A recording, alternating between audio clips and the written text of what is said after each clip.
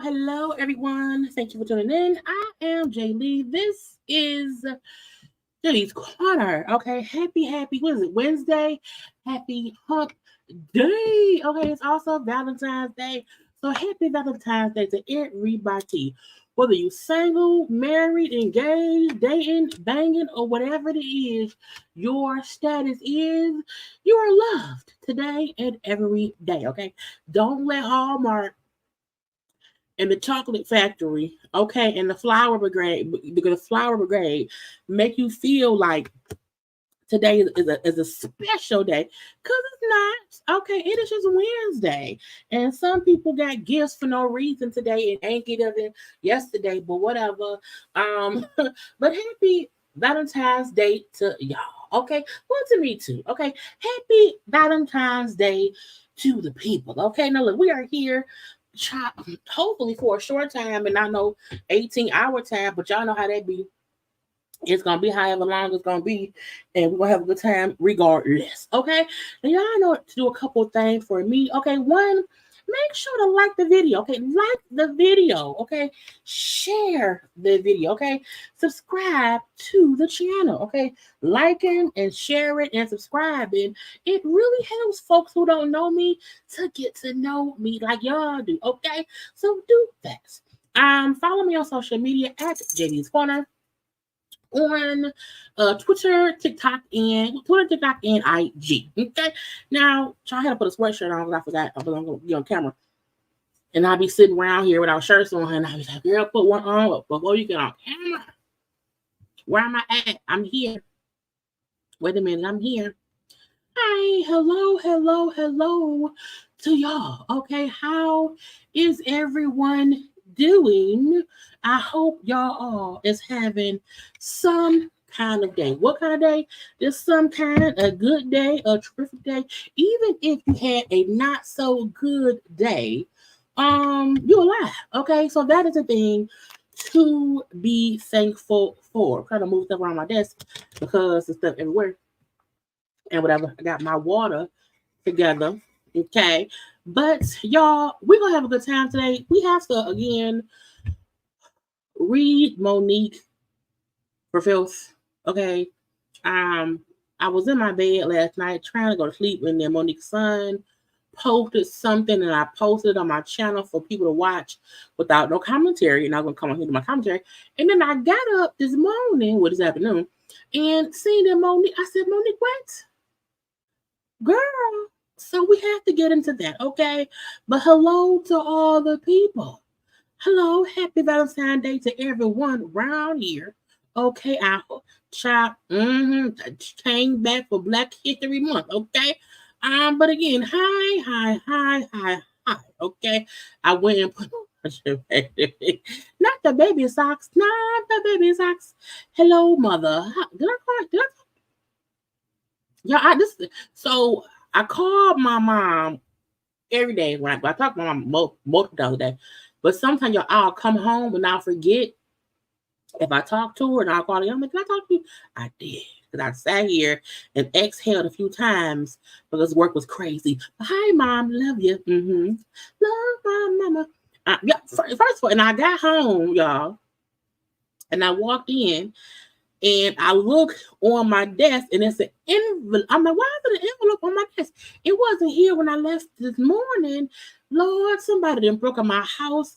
It's a letter from to kill me. I'm like, who was in my house? So I'm looking around because the letter wasn't there, y'all. Mama came here and I went home and left me a Valentine's Day card, okay? And it was not until I cut my light on and saw the handwriting. I said, oh, it was just my mom. Yeah, but I was scared. I said, oh Lord, somebody trying to kill me. Okay. But yeah, hi to everyone. Okay. Today, look, this is a weird day because some people feel like if they're not in a full-fledged relationship, that Valentine's Day is like a sad day. No. There are plenty of people who are in relationships who are lonely too. Because they're like that person. But my point is, today is just a great day. Okay, it's just a great day. And that's it. Okay. So however somebody is feeling, it's okay. Okay. Child, look, it's a plethora of balloons because those are my birthday balloons. And the other ones are on the floor, so you can't see the other ones or whatever. But they just flying around. Okay, now you have to wait because my birthday was almost a month ago. So once I'll get rid of them after the 16th, because at that point it's been a whole month. But yeah, they just better just float. It is floating. That's the hardest part. My mom, Patty, and I've been able to talk to her. You were like, child, look, I called my mama multiple times a day. And I'm like, mom, she's like, no, all right, I want another. Okay, so I fully take advantage of being able to call her 18,756 times a day for nothing. Okay, for absolutely nothing. Okay, and it's just sometimes it's a good thing to allow people who are missing a parent to take their mind off of missing a parent, and also take in how lucky we are to still have a parent here. Okay, so I really do very much so love my mama. Love my mama. Killing me with love. Thank you, Juanita Franklin. Got to put something in the, because first of all, Fenty needs a new color. I love my red. Okay, and because I have so many reds left, I have like 4 or 5 more reds. I have other colors, and I don't want to buy more Fenty until I use up the Fenty I have. But I love Fenty. You know what I'm saying? I love it. I do. I will do though. The new velvet type of one I have not got that yet. So I may order that one because Juanita gave me $10. Thank you, Juanita. I appreciate it. So yeah. But let's get into what we came here to do. We'll just have some conversations about some foolish people, okay? And stuff. Now, y'all know what I did. Y'all know I saved some stuff randomly. Okay, I tried to put things in order, but y'all know how that be sometimes it don't work out, and I'll be going from topic to topic. Okay, but a good time will be had by all, one way or the other. We know that, first of all, last night's live was 3 hours and 43 minutes. That will not be today. Because I said, man, how we get here?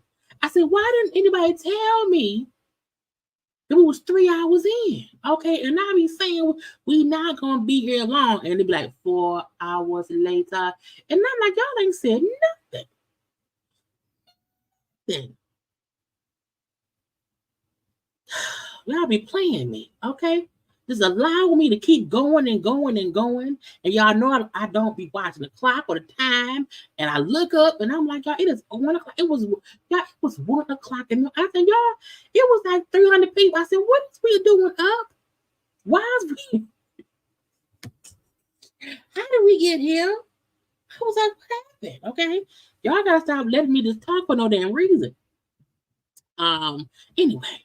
Let me go ahead and get to shit. Now look, it's some really random things, okay? Because the main thing right now is Monique and her son.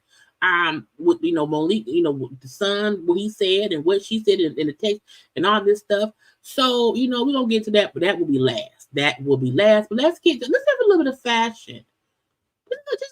Just a little bit of fashion for the people on Instagram. Share my screen. Okay, so I feel like Beyonce is in her country bag. Okay, she round here posting the pictures of her in her country bag. Now, this is what she wore to the Super Bowl.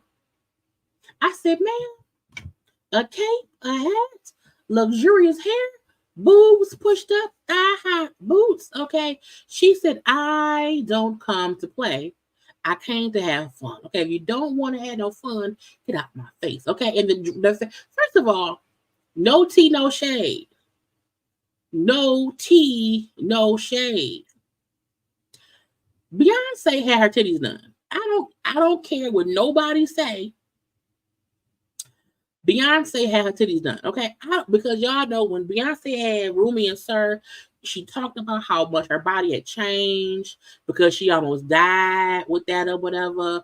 But I said, I remember Beyonce's boobs before the kids, and we know that when you are pregnant, baby, your boobs get bigger. There's something that go down, but Beyonce's boobs look amazing, okay?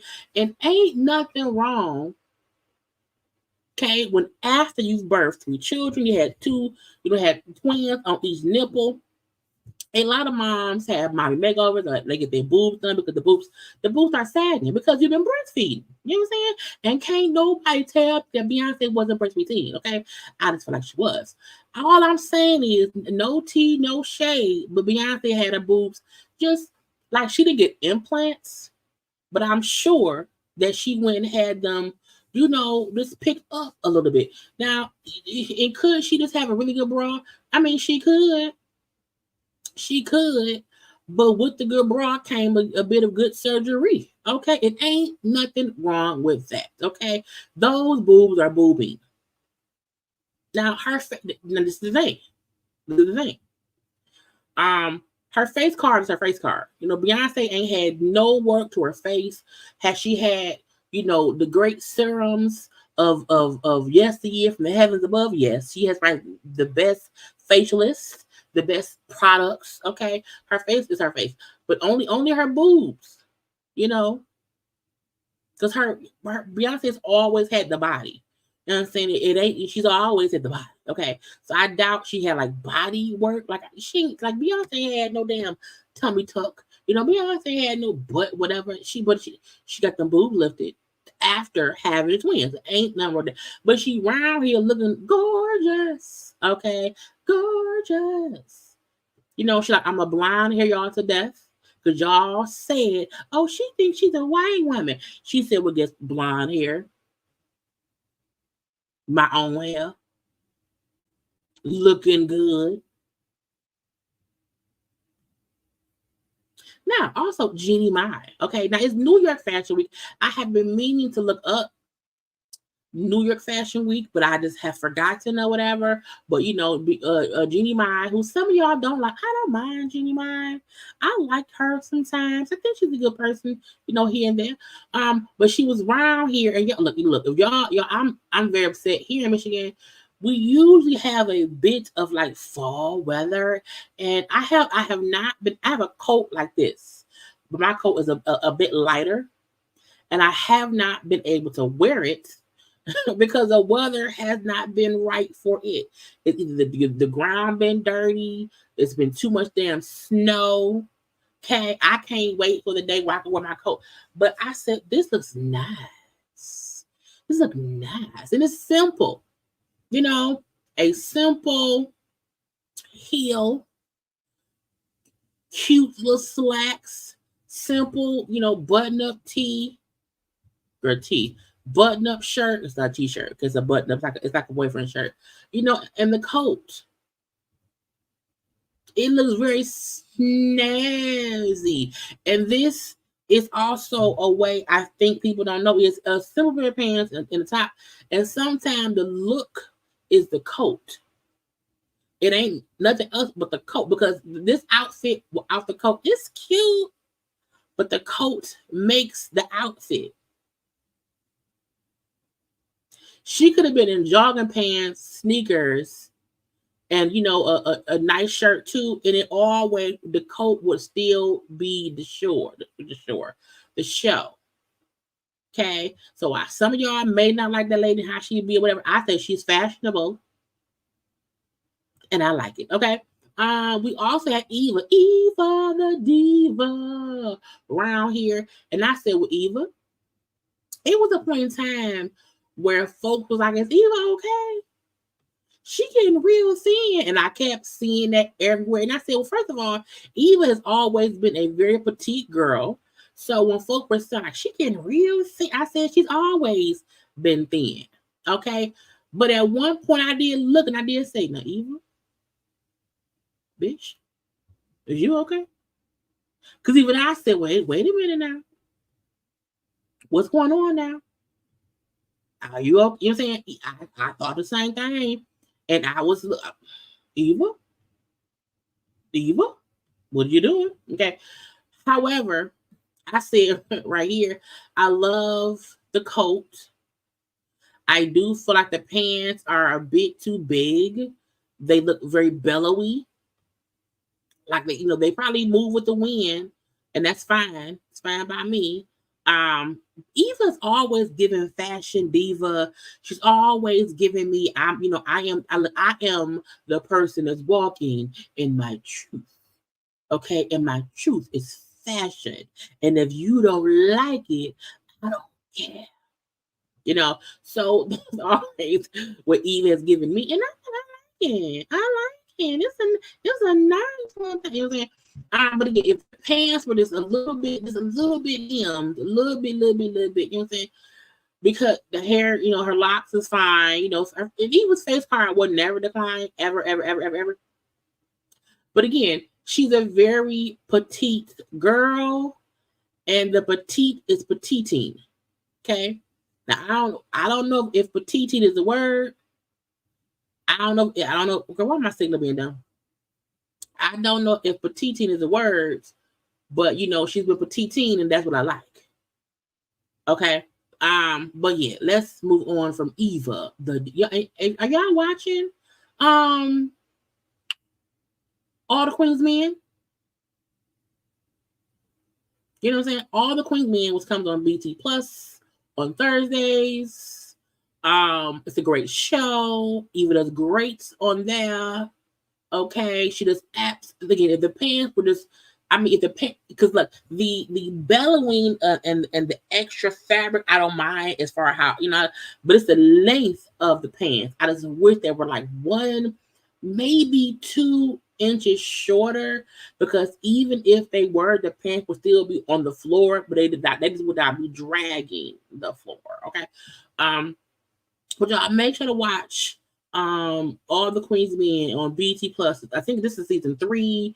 It's really good. Okay, in this, All the Queen's Men is not a Tyler Perry show at all. It's, you know what I'm saying, it's still a little bit Tyler Perry-ish, but the writing is good, you know what I'm saying, the acting is good enough and stuff. Okay, so that's Eva the Diva. And then Sierra. Okay, now Sierra didn't have that fourth baby, fourth. Let's see, we got a little Future, we got little Sienna. It's four. They had the fourth baby, and she said, I'm thick out here. Okay, I ain't out here rushing to lose the weight, bitch. You gonna get these thick thighs and these hips. Okay, I am thick era. And I said, go ahead, Sierra. Go ahead, mama. And y'all know, sometimes, you know, after you've had a few children, look, bodies are gonna do what bodies would do. Sierra is, you know, a beautiful woman. You know, 6 Sierra still looks great. She still looks gorgeous. Okay, she looks a little bit thicker, but she still looks out here looking gorgeous. Okay, and it's like a shirt, dress. You know, it looked like a charcoal colored. It can be a little bit of blue jean, but stretch jean too. Okay, with the little pinkish blonde hair. Okay, Sierra, she's out here Sierra-ing. And I said, hey, come on, I said, Sierra, I like it. Now, also, I forgot. Okay, Eva had this look too. Now, if you are a America's Next Top Model, you know, alumni watcher, as I am, I watched every season of America's Next Top Model. I mean, from season, I think the last season, maybe the last 2 seasons of the show weren't that great. You know, but I watched from beginning to end. You know what I'm saying? I was mad when the judges transitioned and changed around. But see, first of all, I like her outfit. You know, I love little YSL. Okay, and the coat of it all. But to see her sitting, child, with Jay and Nigel, I was mad when both of them were no longer on the show, and I was like, I am mad at y'all. So this is a nostalgia moment. Seeing Eva with Nigel, with Jay, who were staples on that show for many seasons. You know, helping her become Eva the Diva. Okay, Eva, back when she was Eva Pickford. Okay, not Eva Marcel. No, she was Eva Pickford. Okay. They knew her back then, okay? But seeing them was very nostalgic. It was very much like a nostalgia moment because it's been years since we've seen them, okay? And it's cute. Now, I don't know why Jay looks... Is Jay wearing Kanye clothes? Why Jay look homeless? And y'all know Kanye got homeless clothes. But it was cute. Now, you know, she's giving face. Because Eva's still a model. She's an actress, but she's still a model. Okay. Now again, because it's Fashion Week, Megan Good, you know, who we still trying to figure out if she's really with or still with Jonathan. Okay, she was at the Laquan. Is it Laquan? Yeah, Laquan Smith fashion show. I said, girl, body is bodying. Okay. Child, air your hair, locks, twist, whatever you want to call it, whatever. I said, she is around here looking great. Okay. I said, now where's Jonathan? Because they supposedly live together.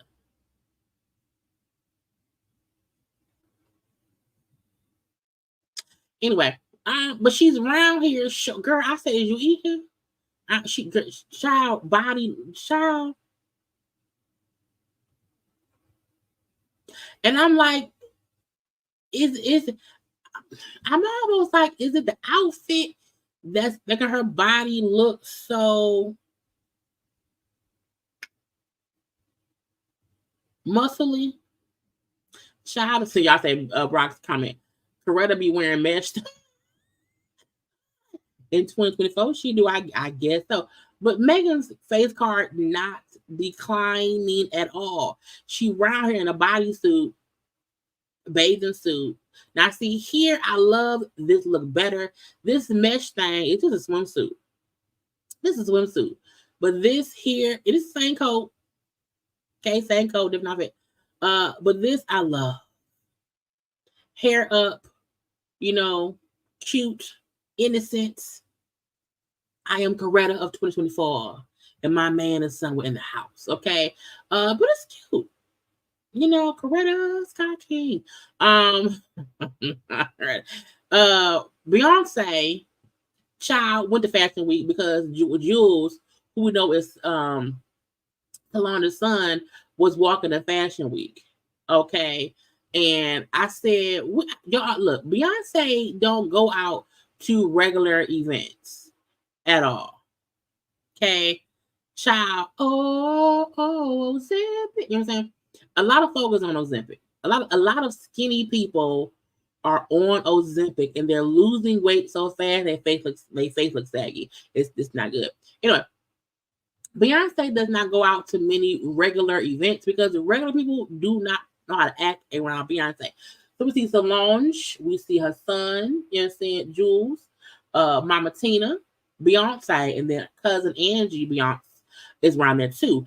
But I said, this is the reason why Beyonce don't be going places. Where'd you run into, lady?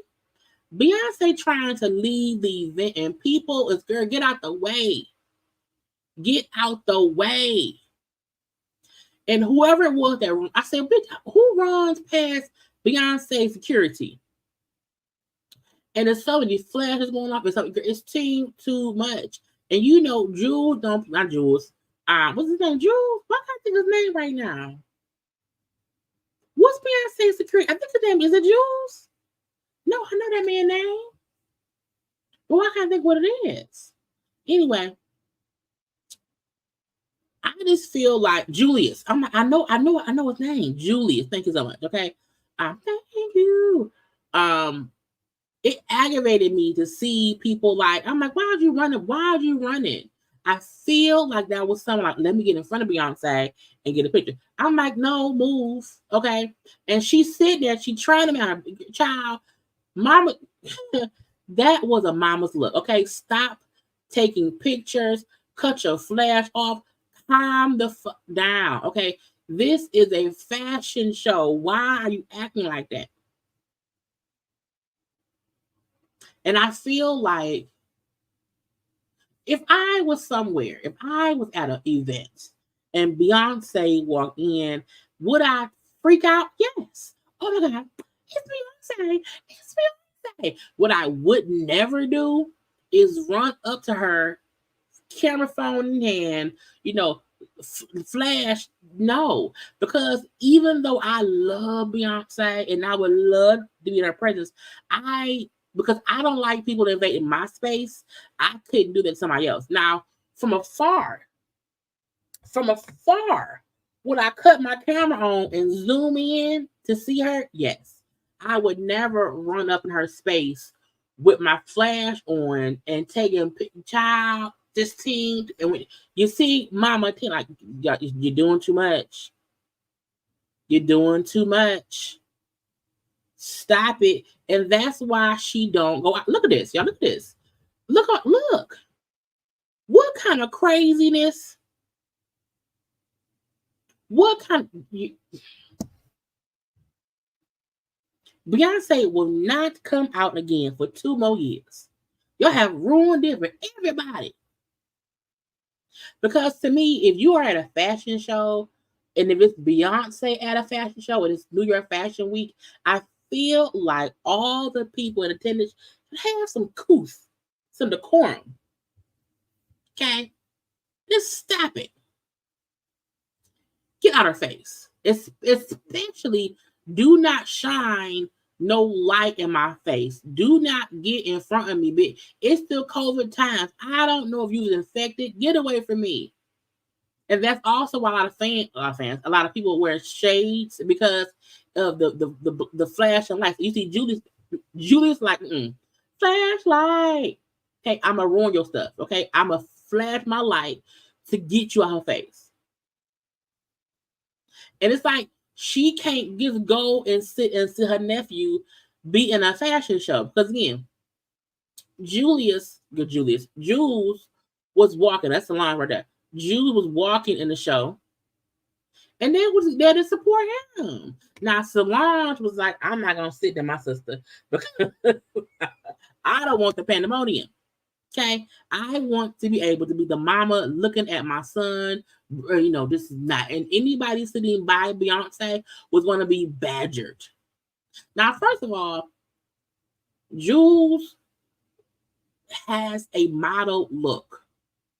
He does. Handsome young man, has great genes, on his face or whatever. So he looks great. He looks like a model. He does. But it's something that would aggravate me if I'm not able to go out like a regular person and see my nephew. And Mama too said, look, congrats, my Jewel. So proud of you at the fashion show. You did great.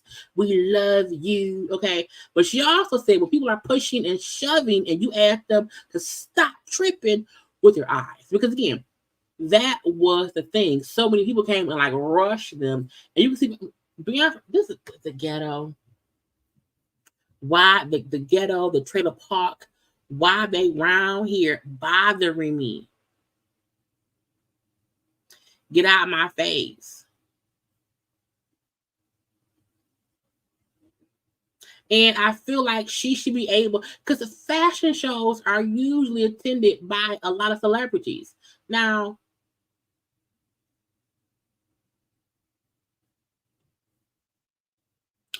I don't believe that. I feel like people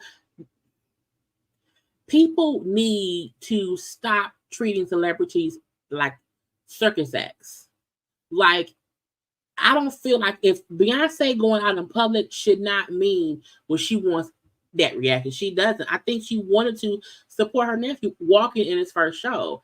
And usually at Fashion Week, you don't have these kind of frenzies at all. Because again, New York Fashion Week, Paris Fashion Week, Milan Fashion Week is always attended by the famous people. So I think she probably felt like I can go because it'd be all kinds of famous people there. We've seen Cardi there, we've seen Nicki Minaj, so we've seen all kinds of people around there. If that guy she bring Blue, because Blue get out of my face. No. Move. You know what I'm saying? Again, there are other celebrities there. So I don't believe at all that she wanted the attention. I think she came in, she sat in a little corner. I'm trying to just sit. I'm fashionable though. And everybody just ran over there. And it seemed like she came towards the end to avoid, a circus. Let me just sit down with my mama. And here come the peoples bothering me. Okay. But Jules look great. I'm sure he had a good old little time. Okay, modeling and whatever. But I need folks to stop acting crazy. Now her outfit that she wore.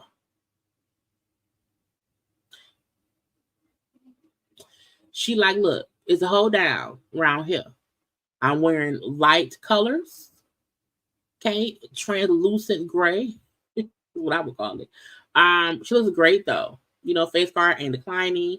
And I think Beyonce has these every couple of years. She kind of gets out a little bit more, to where she's hanging out, going here, going there, just trying to live life.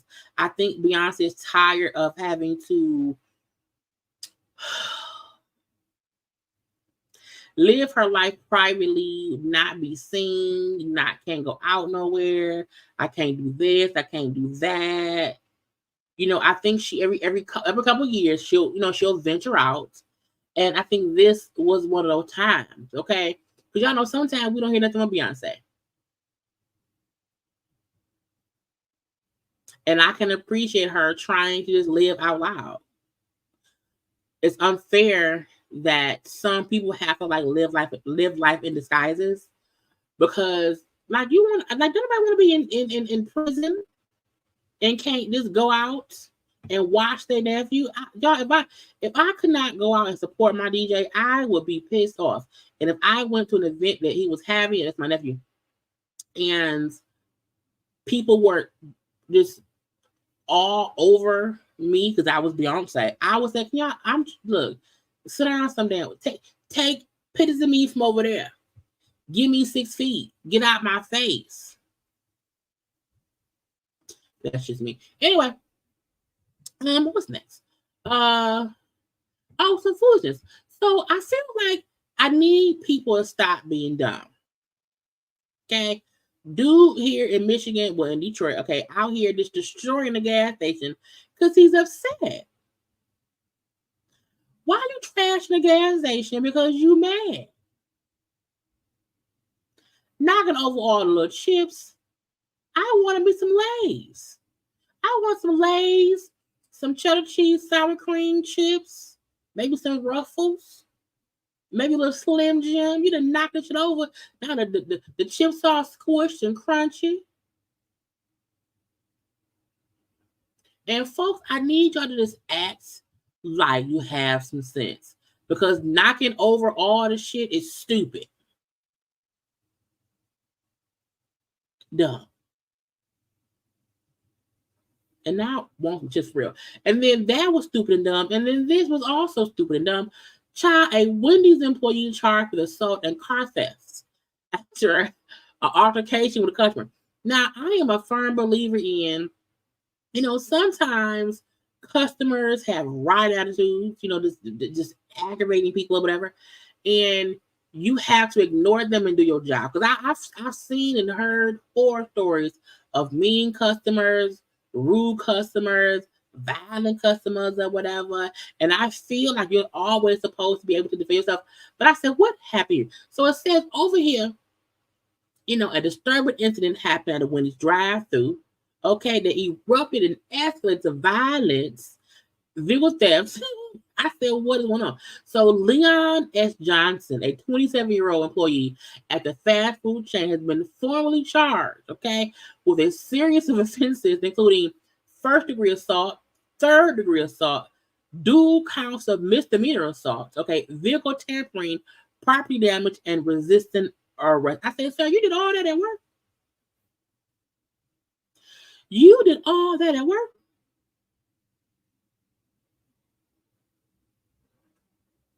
That's a lot to do. Now,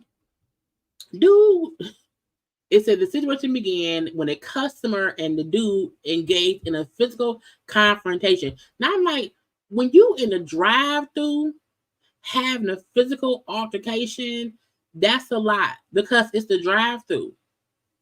The window at the drive-thrus ain't even that big to be fighting through them. Okay, it's a one-person window, in my opinion.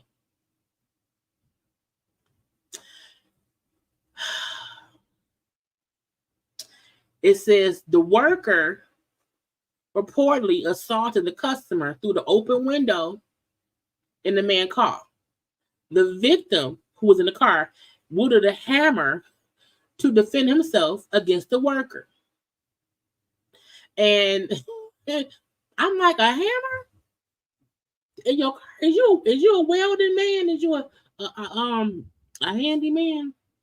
The victim had the hammer to defend himself or whatever. It says then it intensified, okay, because the victim got out of his car. Now, when you're going to drive through, why did you get out your car? Pull off.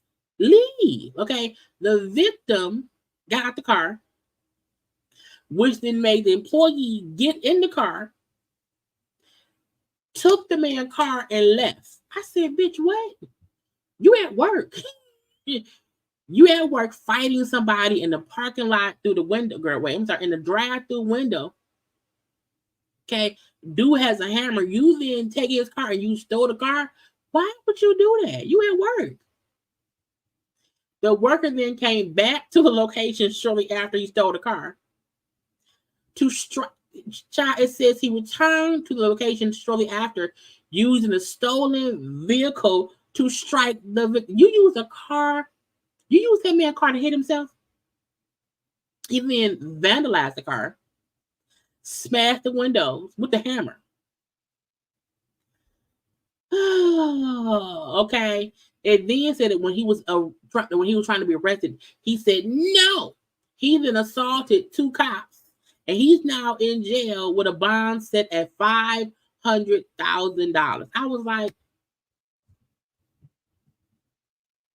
now I'm sure you don't have the $500,000 to get out. Not working at Wendy's. They don't pay that much. Now, I understand that when you have mean, rude customers, you sometimes snap. You should never snap to where you steal their car, hit them with the car, and you fight the police. Because, sir, you going to jail. You're going to go directly to jail. You're not going to pass go. You're not going to collect any money. Go to stupidity. Now, some other stuff I thought was stupid. Okay. Now, over the weekend, you know, we had the Super Bowl party, whatever.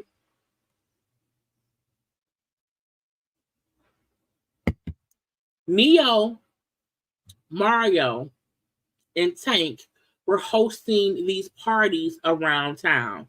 And when I saw this, I said, the number of people on the stage recording with cell phones made me sick. I feel like if you on stage, ain't you supposed to be like a part of the crowd of the end people? Why is everybody on stage with their damn phone out recording? People in the audience recording, the folks on stage, who is living in the moment? I'm like, first of all, it's just Neo. It's just Neo. Put your damn phones down, okay? I don't want to ever be on stage with an artist and the whole time and you know they on live. Bad signals and all, okay? Y'all have some couth. Okay, Neo, get some real people behind you and not fuck with cell phones recording y'all being dumb. Anyway, y'all had asked me the other day about Bishop robbery, okay? And I said he been acting real tame. He ain't been doing shit. I've been leaving him alone. He been leaving me alone, whatever. We have not had to do no watch-alongs for him. And then I saw this the other day, and Bishop Robbery said, okay, so I just found out that there is a witchcraft hit out on me. I'm like, how does one find out about a witchcraft hit? Is there a phone number to call to check witchcraft and hits? Like, who tells you about a witch? Did Jesus tell you? Maybe you Jesus. I don't know. Anyway, their spell was for me, the wrong there. Wrong there. Their spell was for me to be arrested and go to jail. Also, all my finances to be dry, to dry up, and all opportunities to be blocked. I am Bishop Robbery. Okay, I need a favor. I need to pray for me. I was like, sir, stop. Get on her face, okay? I feel like with Bishop Robbery, I'm like, how can somebody pray for you to go broke? Don't nobody know what you do. I feel like people still wonder, how did you make any money? How did it happen? And because he's never told us how he's made money, I'm like, sir, shut up. Anyway, Keyshia Cole. First of all, Kanye West had he has a new album. I haven't watched it. I haven't listened to Kanye's new album. But Kanye West had sampled stuff from a lot of people without permission. He has sampled from, I want to say, Donna Summer, and like two other artists who all came out and said, well, he didn't have my permission. So we had seen that going on. And then I seen Keyshia Cole posts, I don't think it's okay to sample people's music without clearing it first. Stealing people's hard work isn't okay ever. And again, that was what I had heard, about Kanye thing. But the girl, is her name Callie? I think it's Callie. Callie had the new song out called Bozo. But in the song sample Love. When Keyshia go be like, hold on. When Keyshia go be like, love, I can't do it. The love thing, okay, that is sample. And the song is it's kind of cute. I mean, it's not love. It's kind of cute. So somebody said, "Oh, Callie, you mean Callie, blah, blah, blah." And Keyshia Cole said, "Nah, but it's not baby girl's fault. So don't go in on her. Young black women don't need to be torn down. So don't do that for real." And I said, Keyshia, then why you bring it up? I feel like when you say that people should not be around here sampling with music, which I agree with, I fully agree. But you can't say that and then say, "When I ain't talking." I'm like, she literally sampled your stuff. So not her. Well, Callie responded. Okay, well, where is it? Did I look? Damn it, did I move? Oh, Bozo was cleared. Been cleared. Okay, Bozo was cleared. Been cleared. Keyshia then said, like I said, I never cleared it. And like I said, I don't think it's your fault. Love you, wishing you all the best in your career. Kai also, not Kai, girl, Khalil also said, Keyshia, let's not act like a song can be distributed on every single major platform without it being cleared by you or your team. Your site dropped the ball. Thanks for the wishes, saying to you, my love. Meaning, I cleared shit on my end. So before you come to social media saying stuff should not be cleared beforehand, ask your team, did y'all clear this shit? Y'all cleared it? And y'all didn't tell me? Because put it out in the atmosphere makes it seem as if the Cali girl, sampled a song with no permission. And that ain't the truth. Now, I don't want them fussing back and forth or whatever. I'm happy that Cali's point was, look, your team dropped the ball. I would not have been able to have it out on our platform unless it was. And I'm like, well, who owned the song? Who owned the song? I don't know. But Keyshia Cole, we love love. Love does not need to be remade, and it's not a remake of love at all. She had a song, and this the part of just the loudness of someone saying love. That part was sampled. Okay, so but I do need artists to start calling out their team if their team cleared something without talking to them, or if the person really did just sample without no permission, then say something. But to say what ain't her fault, well, then that means somebody on your team did something or whatever. So don't make it seem as if the Cali girl did something wrong. Keyshia, she be messy sometimes. A little bit. I want to say congrats. There are a lot of people who are being inducted into the Rock and Roll Hall of Fame. Okay, for one time, it's the nominees. Okay? A Tribe Called Quest, Eric B. Rakim, and many more. Who do they say? Cool in the Game. We have Eric B. Rakim. Okay. Come on, y'all know I'm Tupac and Sade. I love her. Okay. A Tribe Called Quest. Mary J. Blige. Mary J. Lenny Kravitz is not in the Rock and Roll Hall of Fame. I did not know that. Oh, and Mariah Carey. Okay. I like it. But congrats to all of the 2024 nominees. Now, hopefully they all can make it in there. I assume if you nominated, that can be thanked. Y'all know Rick Ross is rich, right? So Rick Ross and that girlfriend of his, who we got no tea for, she was around here showing off her cooking skills. Now, my thing is, Rick Ross, I'm the boss. Ooh, okay. He has a huge mansion. He got llamas and shit all on the garage and the grass and stuff. Okay. He owns that. And he said in the house, I think it was Sunday, and the girlfriend came and brought that man some hamburger helper. Now I said, now I know hamburger helper when I see it. Okay, you can't finagle me because she showed herself, oh, I'm making some hamburger. And this girl is hamburger helper. It's the easiest meal to make. Okay, it's pasta, hamburger, and cheese sauce. Okay, now first of all, I have been craving hamburger helper for like the past 2 months, and I have some in the cabinet. I ain't made it. I ain't made it. Do y'all like hamburger helper?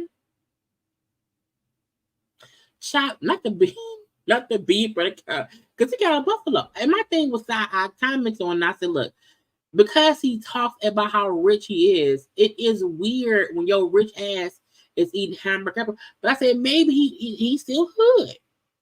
I'm so hood, and he still wants to eat hamburger helper. That can't be. Look, it's good to me if you make it right. It's good, okay. Now, do it taste the way it tasted when I was a kid? No, I do feel like it tasted better when I was a kid. But you have to make it right. You know what I'm saying? I said no. I ate too much. See, my mama cooked a lot when I was growing up. So we didn't have it often at all. But we had it like every once in a while or whatever. But it's good. Now, see, I used to love beefaroni, like from Chef Boyardee. I can't. It's so nasty. I used to love it as a kid, like like 5, 6, 7. Loved it back then. And once I became like a teenager, I was like, it is disgusting. So I can't do beef. I cannot do beefaroni, but I can do some Chef Boyardee ravioli. You know what I'm saying? Every once in a while. But y'all, now I want some hamburger helper. And now they have like different types of it. It's not just that one. It's like cheese melt stuff. The pasta look different. You know what I'm saying? But I was like, child, not being in a mansion that's around here, hamburger helping it. Anyway, he rich, but he poor. Well, not poor, because I don't want to say poor, because hamburger helper is not a poor person's food. It is, I mean, it's cheap. But rich folk, people, I don't want to be offensive. I don't want to make it seem as if only poor people eat it because we ate it, we was poor. I have it now, I'm not poor. However, I'm saying you can't, you around here, millionairing, but just making hamburger. Well, maybe she can't cook. Hey, maybe she can't cook, but she can, cook some hamburger and then toss it in the. And to me, hamburger helper is an easy, quick meal that you make when you're hungry. You don't really feel like cooking. You don't want no tacos, okay? And you pop, you do the hamburger, and you put it all in the pot, and it simmers. That's it. I like ramen noodles. Child, I'll be on TikTok, and it be these like Asian or Chinese or Japanese, I don't know, people of Asian descent, and they have the mukbangs, and they always eating pasta. Always. And I'm like, what kind of noodles?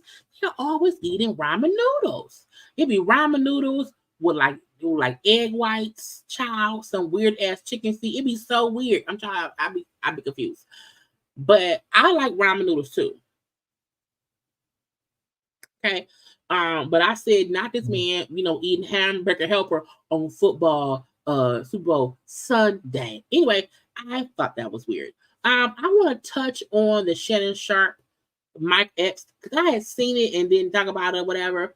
Now we know that Mike Epps was on a comedy special or whatever, where he said, I'm trying to get to it. Where he had jokingly said that, oh yeah, Shannon Sharpe reached out to me to do the thing. And I said, no, I'm Madea. And y'all know that he's Madea's sister, blah, blah, blah. Basically insinuating that Shannon Sharpe, could possibly be gay. Now,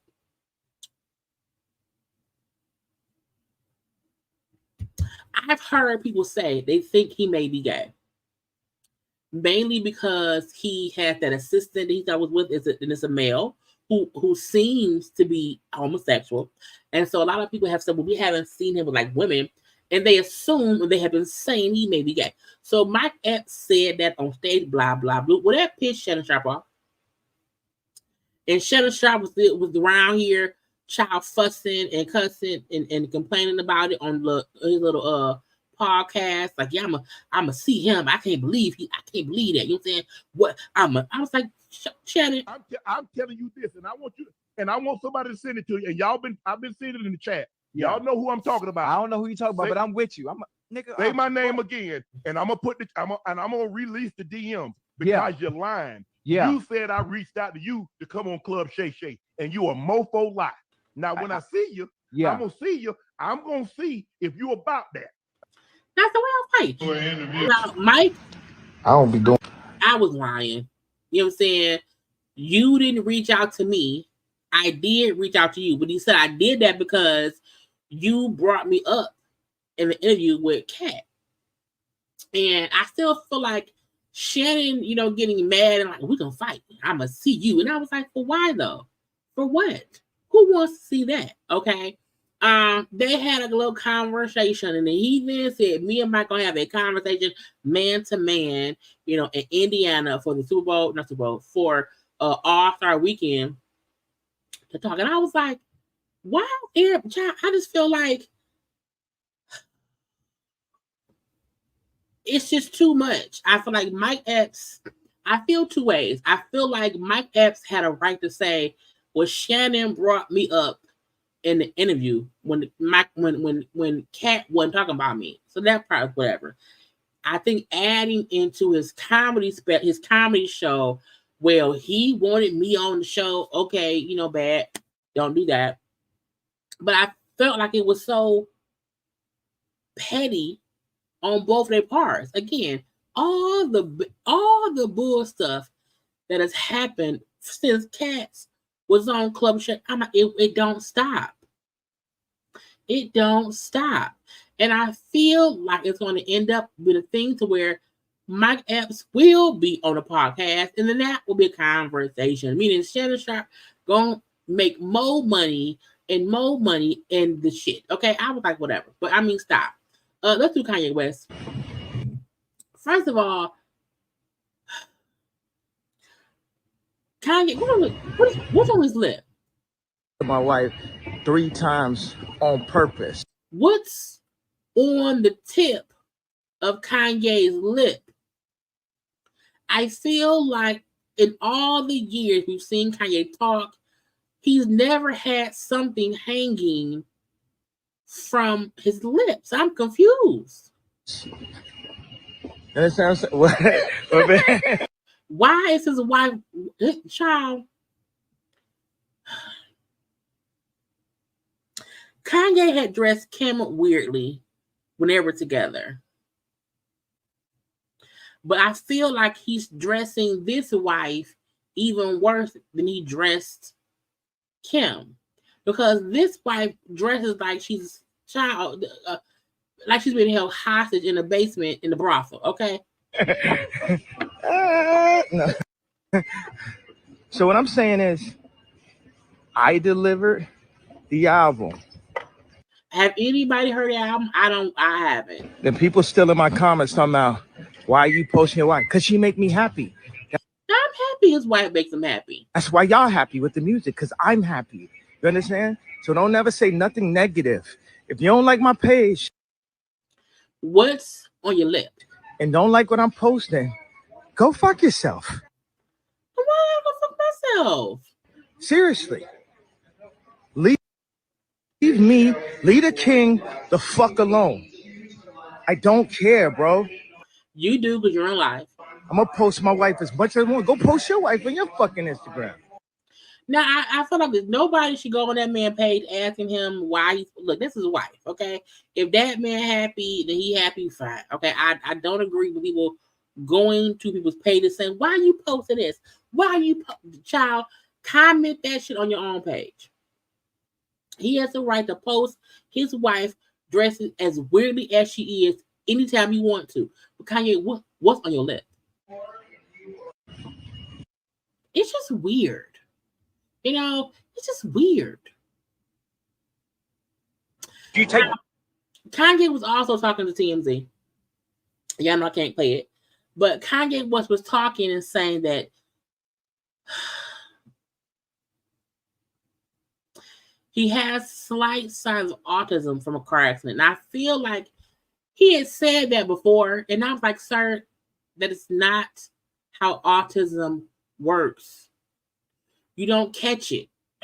And a car accident doesn't cause autism. That's not how it works. And a lot of times I feel like Kanye be saying stuff and he be believing it. And I'm like, does he not have Google, Alexa, Siri, somebody? Because he says stuff. No, not you, Siri. He says stuff that just doesn't make any sense. And I'm like, I need somebody to tell that man you cannot catch autism from a car accident that you had 25 years ago. It's not how it works. Now, I do feel like Kanye West has always had some kind of mental issue. I do.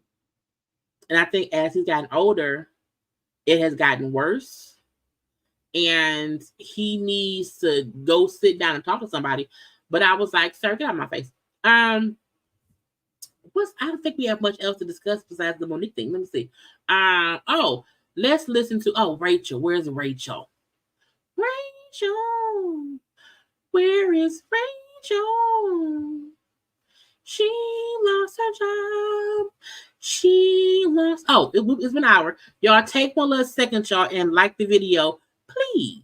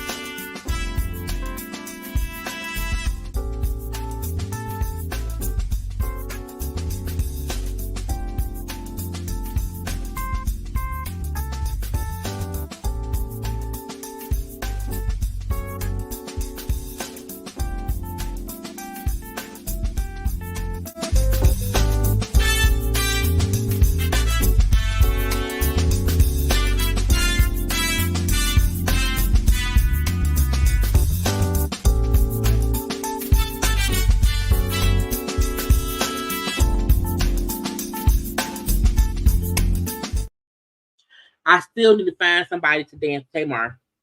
And I have not added anyone yet to Tamar's list. Okay. But I wanted to get on Rachel Dolezal. Okay. Now, y'all know Rachel Dolezal. Was in the news years ago because she is a white woman who paraded around and lied and called and told folks and was signing and stuff and getting, perks, saying she was a black woman. And y'all look, just to touch on the kind of thing, y'all know I work with kids with autism. So that's I know what I speak. You know what I'm saying? That's I'm like, sir, it ain't how it works at all. I've been working with autism since 2015. Okay, so bull stuff. Anyway, Rachel was, again, was in the news years ago for being a white woman parading around as a black woman and getting things as a black woman, getting special treatment, getting into programs and this and that as a black woman, and she white. Well, she was a teacher. Okay, now y'all know she changed her name to that. I can't put out that shit. Okay, but the fact that this white woman been trying to pass as a light-skinned black woman and, had become a teacher. Now she lost her job because her job found out she does OnlyFans. I said, now what in the hell? I feel like OnlyFans can be for many different reasons, okay? Some folk may have OnlyFans to, show fans, hey, this is me around the house, whatever. OnlyFans does not have to be something sexual. However, if you pose in a lingerie, that's probably something sexual, okay? And a part of me feel like, does she want to get caught to make more money? Because now the story is all over the news, and all of the white men or black men who want to be with somebody who look like her because they had, I don't know, the reasons, will go to the site and then give her money.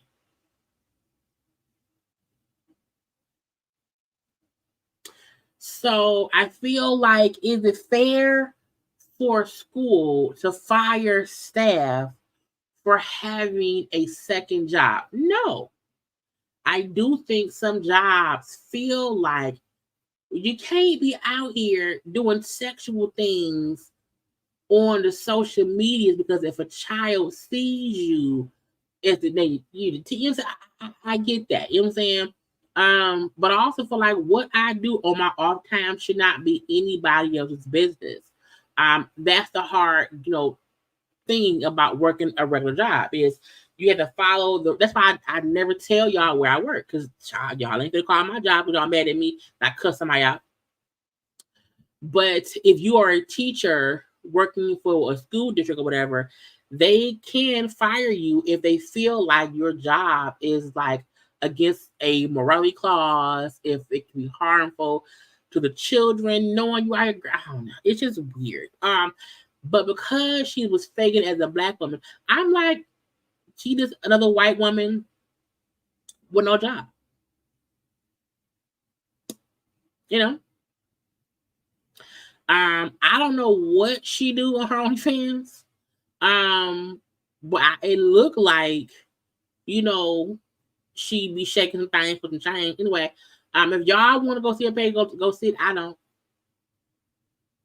don't. But again, I do not feel it's right for jobs to fire people because they have a second job. Now, if you know up front that your job would not want you, for instance, sucking dick for $1 on OnlyFans, then that's, you know what I'm saying? You know what I'm saying? But I feel like what a person does once I'm off the clock, as long as it's not illegal, I should not be fired because of that. Pay me more money. Yeah. And that's I said, because she's probably doing things that they feel like it's, it crosses the boundaries of the morality clause. That's probably why. If you're a teacher, I mean, you can't be wild and suck a dick on the camera. Not as a teacher, no ma'am, okay? But she can get out my face. Child, what is Nene doing? Now, I do not subscribe to Zeus at all anymore. I used to when it first came out. Not no more. I know Nene hosted one of them girl bad girl or whatever, reunions or whatever. And I don't know why. But she round here, I'm like, Nene looks out of place. She round here on her phone. Suyana is, I don't know why her legs are up in the air and she's holding her cooch in her butt. The plumber dude, Lemel, is there with a Jermaine Jackson curl. Nene just looks out of place. I wish Nene could find her people. A good group of people who she can really have fun with. Nene just seems to be just doing whatever she wants to do for the check of it all. But I think Nene was saying, child, this girl is uphill. Her legs is open in the air. Somebody come get me. Somebody come tell me it's the emergency and I gotta leave. Get me out of here. If you was thinking ghetto was Kenya in a hotel with a white refrigerator, what the fuck is this shit? This is truly the ghetto. The ghetto, talking about the ghetto. Do y'all remember that show called Hustle and Soul? The Pink Teacup restaurant that was in New York with Chef Lawrence, with them two girls who was always fussing and fighting over him and all the foolishness. Y'all were allegedly, supposedly, the Pink Teacup has an LA restaurant now. And allegedly is getting another show. I said, now I will say this. When Hustle and Soul went off, I was like, dang. I like that show. It got real stupid towards the end. And I think that's what ruined the show. It got too stupid. However, child, the Pink Teacup Villa, because it's in LA, is supposedly, allegedly going to have a new show. And you say, we can't wait to show y'all the hottest new TV show coming out, the Pink Teacup. Now we don't know. Is it on Zeus? You know, is it on Bravo? We don't know where it's coming out, but I would like to see it because it was a good stupid ass show, and whatnot. It's the same owner guy who around there. Okay, the food at one point seemed good. Okay, the ambiance seems fine. But I'm like, where are the women you was around there tussling with on the show? Because we don't see them no more. Okay, the food, come on now, chicken and waffle with some little lemon, some little watermelon. Okay, some sauce. Now I'm hungry. Okay, that drink look. I'm thirsty. Okay, so I do wonder when will it be. Now I'm also. That ain't the lady he was with before. That ain't neither one of them ladies from before. So you got a new one, child. He still seems crazy. So yeah, I can't wait to see what happens. Okay, because it was a good show. It really was. A bunch of foolishness and shit. Okay, it was a bunch of foolishness. Okay. I don't think it will be I don't know. It's not much out besides a new show was being shot. But it used to be on WeTV. It was on Was it on WeTV? It was either WeTV or Bravo. I want to say it was WeTV that was on. The bar. Not the bar here, girl. It was crazy. It was a New York location. They then opened up a Miami location. It was just I don't know. We shall see. But the Pink Teacup will be coming back. Usher did get married. Okay, 2/11/2024. Okay. Him and his wife, we see her putting a ring on his finger with the daughter, watching from the back of the seat. So officially, congratulations, confetti. Okay, Usher and his two sons, and then him and the girl, their two kids. Child. I mean, back in the day when Usher was around here singing, I just wanna take it nice and slow. Did y'all imagine he would be in his third marriage and this will be his third wife? I'm just wondering. Like, is this what I picture Usher to be? I just, say, now I like the fact that her veil says Mrs. Raymond's with the date of the wedding, okay, which means they plan to, like, some folk, be like, oh, we in Vegas, oh, let's go, oh, maybe it was oxygen, it may have been oxygen. Some people go to Vegas and they just out the blue get married, but I'm like, if she had a whole custom-made veil where, Mrs. Raymond and the date, they planned it, you know what I'm saying, they planned to get married, you know what I'm saying, he has his furrow. This is rated U for Usher. Okay, look, just married car. So congrats to Usher, for wedding number 3. Okay. Usher was also showing, some of his Mama We Made It, 30 years in the making, of him and the Super Bowl. and stuff. I was like, where's my man? Mama, we were, and that's mama. She elaborate. Anyway, but he was saying, he had a great week. I got married. I played the Super Bowl. Okay, I had all this attention. You know what I'm saying? We see the little pictures of them in the car with people exclusive. It was cute. Again, maybe the third time is a charm. I'm not sure. People were giving flack to some publications who were trying to make it seem like, oh, Taylor Swift's appearance at the Super Bowl helped it become the most watched broadcast. I was like, bitch, what? I need everyone to understand. Everyone to know.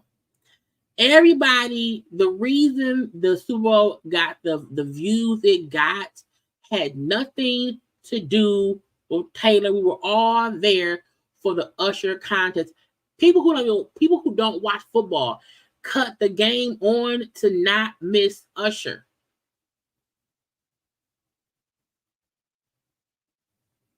Okay, so every time they try to show Taylor and that man, it's the Kelsey dude. It do aggravate me because I was like, Usher was the draw.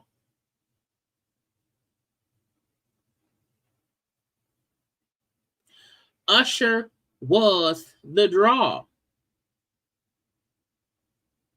Not Taylor. Hell, not even the game itself, because a lot of folk didn't care who won at all. It was a replay from 2020.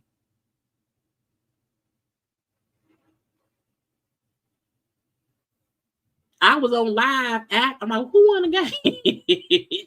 No one cared at all. So when they try to make it seem that, oh, Taylor Swift, made it to be the most. No, bitch, Usher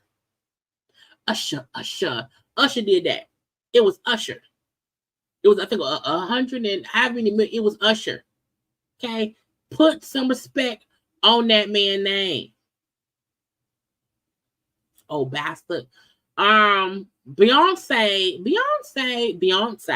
So y'all know, people were calling a couple of the country stations. I think someone is in Oklahoma, and they told them people, we don't play Beyonce. Okay, these stations do not discriminate in the sales of advertising. Time, blah blah blah blah blah. Where is it at? Oh no, up here. Hi. We do not play Beyonce on KYKC, as we are a country music station. I'm like, do y'all not know Beyonce put out a country song? Now, the Get You Got to us when the backlash hit. Like, what y'all mean? Y'all won't play Beyonce. Beyonce has a country song. Why y'all won't play Beyonce? That's not fair. No. And they then added Beyonce song to their rotation because it's a country song. Tex Hold'em and 16K, those are absolutely country songs. And while I understand they made a generic automatic reply, I also feel like a part of your job as a music director or a musical station, be aware, Beyonce made a country song. Playing a song could get y'all more listeners.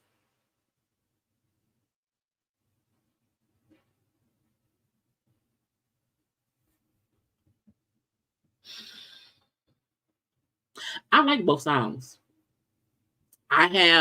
When I talked about the songs the night they came out, that Sunday, I hadn't heard the full song. I've now listened to both songs. Both songs are really good. Okay, now people who are not open to country music probably won't have the song be their favorite. But if you listen, they're really good. They're great beats. So I'm like, I like so I also can't wait to hear the album, because for me, I feel like Beyonce's albums, the way her songs play, sometimes all of it makes even more sense when you hear the whole collection. So I can't wait to hear the whole album to see how it plays out. But you know what I'm saying? But Beyonce said, put some respect on my name, okay? Play my songs. Now, y'all, I did not want to address this, but I will.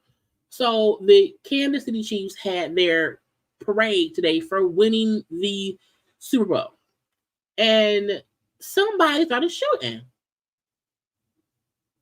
And they said one person was killed, at least 9 others suffered gunshot wounds. And this is as of 6 hours ago. I don't know what has happened since then. People are insane. They caught at least two suspects. Again, this is as of 6 hours ago. Again, I don't know what has happened since then, but this is the last part of info that they had up. I feel like the reason I don't like going to large events is because you never know what idiots are going to do at an event. There's never a rhyme or reason as to why someone acts stupid.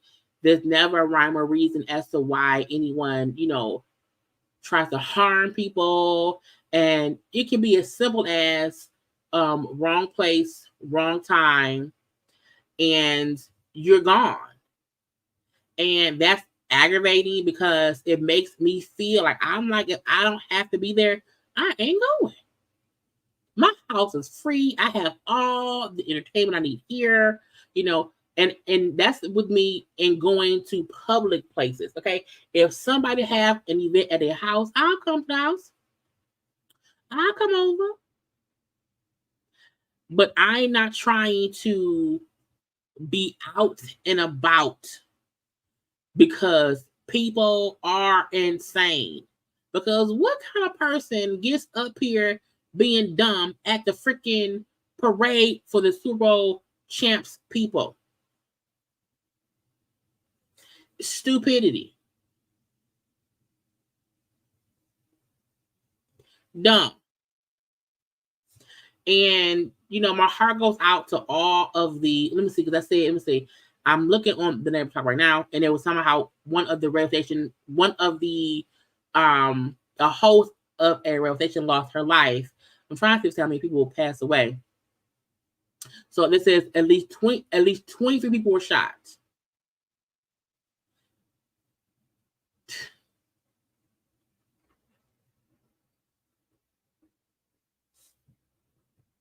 I don't even know. It's like what the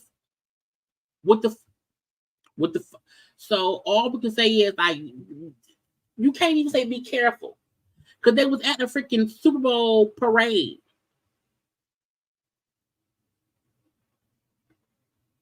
Now I said the last thing I see right here, and this is from 31 minutes ago, Hollywood Unlocked. I'm not gonna share my screen. Where at least 21 were injured and only one had died so far.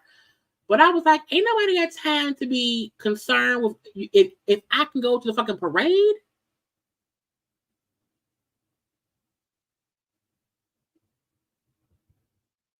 Insane. Stupidity. Okay. So anybody who's in that area or who knows someone who's from there, prayers go out to you. But people, I just need folks to stop being dumb and causing conflict and just foolishness all over the place. Okay. I want to play this clip from Malaysia. So yesterday we had a quick little conversation about Malaysia. Malaysia also was talking about Basketball Wives and Draya. And I felt like I just forgot to play this yesterday. And Malaysia was discussing Draya on Basketball Wives, and she let out a little bit of a secret. And I was like, Draya has been off of the show for so long that I feel like bringing her up is crazy to me because I'm like, let that be. But y'all listen to this little part of what she said about Draya. We had Draya. Yes. A knockout. Yes, she's beautiful. Literally and figuratively gorgeous. And a firecracker. Yes. Young and fun. And I was like, when they brought Draya in, I was like, oh, thank God. Like, someone else, like, to bounce off of. Because at this point, like, I was the youngest. So it was like, it was, like, hard. Like, hey, guys, I got my Chanel.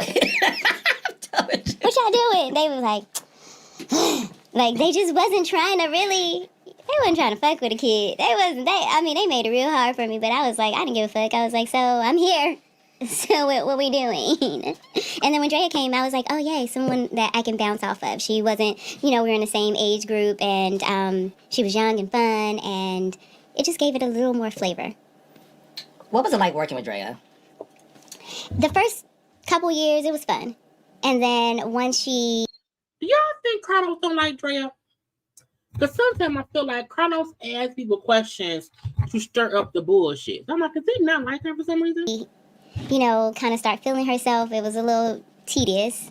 Not towards me, but towards the other people. Because they didn't like her. So it will come into a point where, like, if she wasn't filming and I was, and I had to defend her the whole time, I always felt myself, like, defending my damn friends. Like, most of my arguments came from other people's shit. And it don't even be stuff that I did. I would be like, fuck. Like, Brandy's not here. Why you didn't tell her on Tuesday when you seen her? Like, now I gotta sit here and argue for Brandy all week long. Like, really? Why you didn't tell Jackie that when you seen her? You knew she wasn't shit on Tuesday. Now I'm here on Wednesday and I gotta argue about it. So it was kind of that thing. Like, I had to argue for Draya, but I felt like she held her own. She wasn't, she was a little scary. But, like, she held her own, and she was very witty and funny, and she brought, like, the beauty appeal to it, and I enjoyed filming with her. This industry is small, and one of the things that people did say was when Draya became, like, the fan favorite, that some of the girls were jealous of that. I don't think that they were jealous. I just think that they were more like they knew. I'm still finding out things.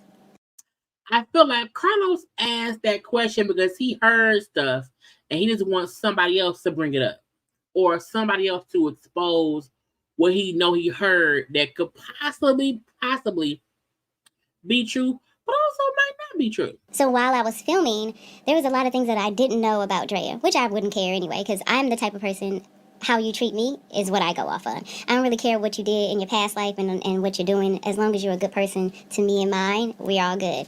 But from what I'm hearing, that there's other things that I cannot speak to that was going on, and that's why they didn't like her. I was like, I just found out some shit like a week ago. And I'm like, why is anybody bringing up stuff that happened with Draya on Basketball Wives a week ago, but it happened 10 years ago? That I was like, that makes sense. So I feel like that's the reason, and they can't say why they didn't like her. So it wasn't that she was fan favorite. It was like some personal shit. Allegedly sleeping with some of the men of the cast members. Now, why would you say that? Unless somebody told you that. Again, why y'all messing with Draya? Allegedly. I don't know what you're talking about. I don't know. I mean, yeah. And allegedly. You know what? No, it's all alleged. It's all alleged. It's alleged. The alleged is like fake. Alleged means it's done. So miss me with the alleged shit. But yeah, it was stuff that was done personally to that person, and she was fighting it but couldn't explain it because of legal reasons. So I'm not going to say that person was jealous. She was not. She had all right to be angry. And if you can't say who was angry, who was it's like saying nothing while saying nothing about something, it just causes more chaos. And I feel like it's Carlos trying to get Draya to come on his podcast to talk. And if I say this was heard or a rumor or this was allegedly what happened, Draya will come on my platform to clear it up. I want more views. Did the show get to Draya's head? No, Draya was already Draya. Yeah, she already came in very confident. The show got to everybody's head. Everyone how they came in, on their first season, by the time they either left the show or just a couple seasons in, everybody had changed a little bit. Malaysia changed too, because now she thinks she's important. She thinks she's interesting. She thinks she's a star, and she not. I mean, I just think she's boring. She was, she's beautiful. She already came in confident, so I don't really think that it got to her head. I just think that, like, she just had a, bigger platform to just be her. And rightfully so. Like, I think that she was supposed to take it to the mountaintop. Like, there's some people that take their opportunities and really exhaust it, and there's some people that take their opportunities and waste it, and she didn't waste it. And I think Draya was smart. I think a lot, like, to me, Malaysia is an example of one of them who wasted it, because what did she accomplish? What did she start? What did she get from being on the show? To me, nothing. Like, no tea, no shade. No one ever speaks on Malaysia on social media. Like, we don't ever hear about what she's doing. Like, is she a product? Like, what else is she doing? I think Draya was one of the people who ran with the notion, because the show can't last forever. And the fact that, Malaysia's now on that, bold and bougie show, I'm like, girl, come out here. I think it's wrong for them to have a conversation on a rumor about Draya. I feel like Malaysia's time on the show really had nothing to do with Draya. So bringing her up, to me, was just, let's bring up something for clicks and views. I'm like, Malaysia interview, it was a one-part interview. I didn't learn shit new. It didn't make me want to watch that show. It made me feel like she's boring. It made me feel like it's the same old bullshit, and we don't need that. So if y'all care, the show, I believe, was on WeTV. I think come on some. It may be like an early preview on demand. Child, don't I go watch that? Lastly, so I told y'all we wasn't gonna be that long. Okay, it'll be about 2 hours. Okay, that's enough time. Let's get into child Monique and this stuff. So yesterday, we had the full discussion about Monique, Uncle Daddy's son, and then Shalon. Shalon is Monique's oldest son, who they have an estranged relationship. And we saw how Monique was on Club Shay Shay and mentioned the son. The son then went on his TikTok and responded to the mama, speaking on him, spoke his truth, okay, and said, like, she ain't trying to, neither one of us is going to fix nothing. We both are okay with how things are. So I wish she'll stop with this fake narrative that, hopefully she hopes and hopes she wishes, and that ain't true. Monique and Uncle Daddy's son then responded as well in a long 30 minutes live, and that was a bunch of bullshit of, to me, gaslighting, manipulation, and changing the goalposts. Well, last night at like 4 a.m., I think it was, I saw that Shalon had made another post. And I said, what happened? So I want to play y'all what Shalon's. Now, Shalon initially, to me, was calm and really calm and talking. And I feel like because of what Monique and Uncle Daddy's son posted, it triggered him. So in his reply, you can tell he was a bit aggravated. I think he felt like, okay, y'all playing in my face. Fuck y'all. And then, he said this. All right, so I'm just going to get straight to it. And I did speed it up a little bit. His voice is a little bit faster. Hi, I'm Shalon. So I find it unique that my video was in response to my mother and not her husband, but yet he still had the most to say, which isn't uncommon. And we all felt that too. And y'all also know that I posted this video this morning on my page for y'all to watch with no commentary, but y'all don't diss me and my commentary, okay? But a lot of folks felt the same way, that Monique allowed Uncle Daddy's son to respond more to Shalon than she did. And the fact that a lot of people felt like, well, he's talking to his mama. So why would his mama not allow herself to respond back directly to him? It was more of Uncle Daddy Son talking and not Monique. I also find it unfortunate that my mother does not seem to speak on her own. The only two worlds that I know where daddy is used is for children speaking with their fathers and women acknowledging their pimps. I said, not the pimps, child. Not the pimps. But I think this time in this thing, he's reading her for a felt. Her husband starts off by literally doing the very thing that I said that they would do, which honestly kind of made me feel as though their response was ironic because they validate my original video. True. Because if he's saying, what can y'all do for me? What have y'all done for me besides monetary stuff? You know, you want my mother to be able to speak her truth, but not let me speak mine.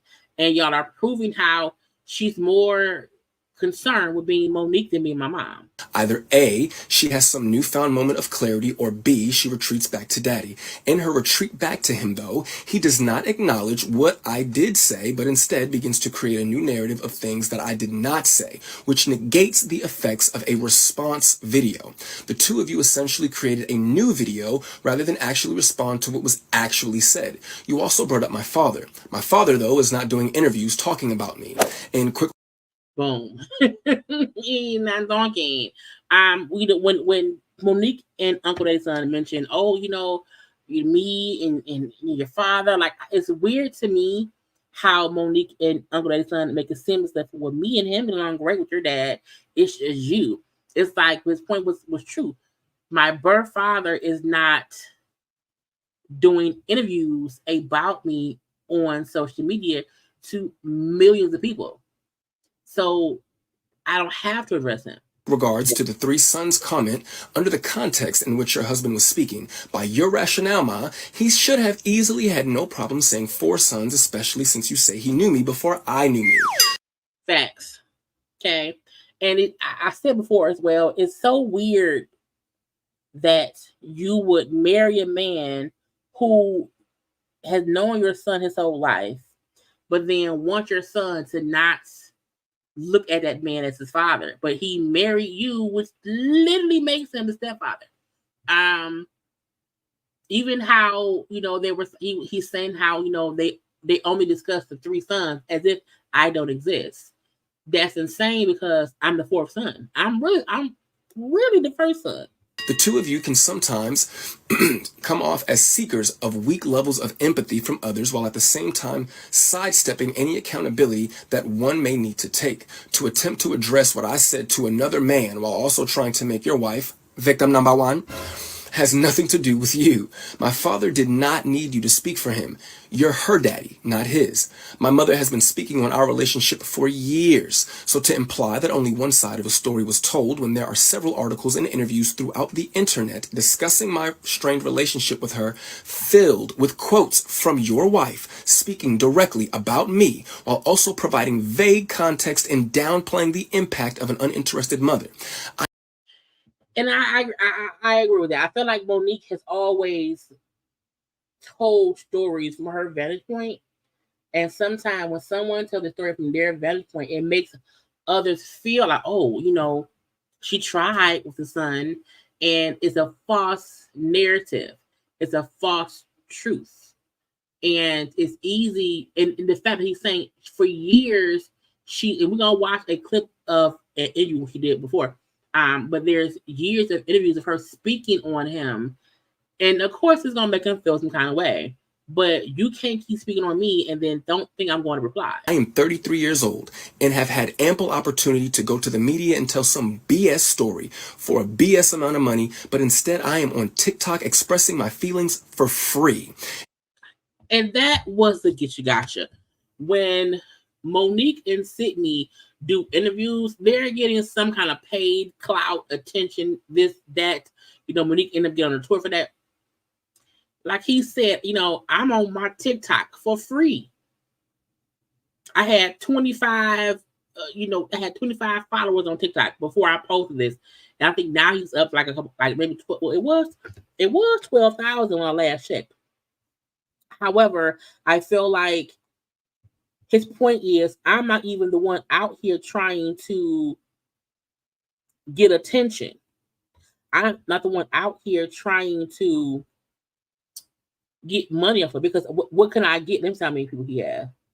Now he has 24,000. He said I had 25 followers on TikTok when I made my post.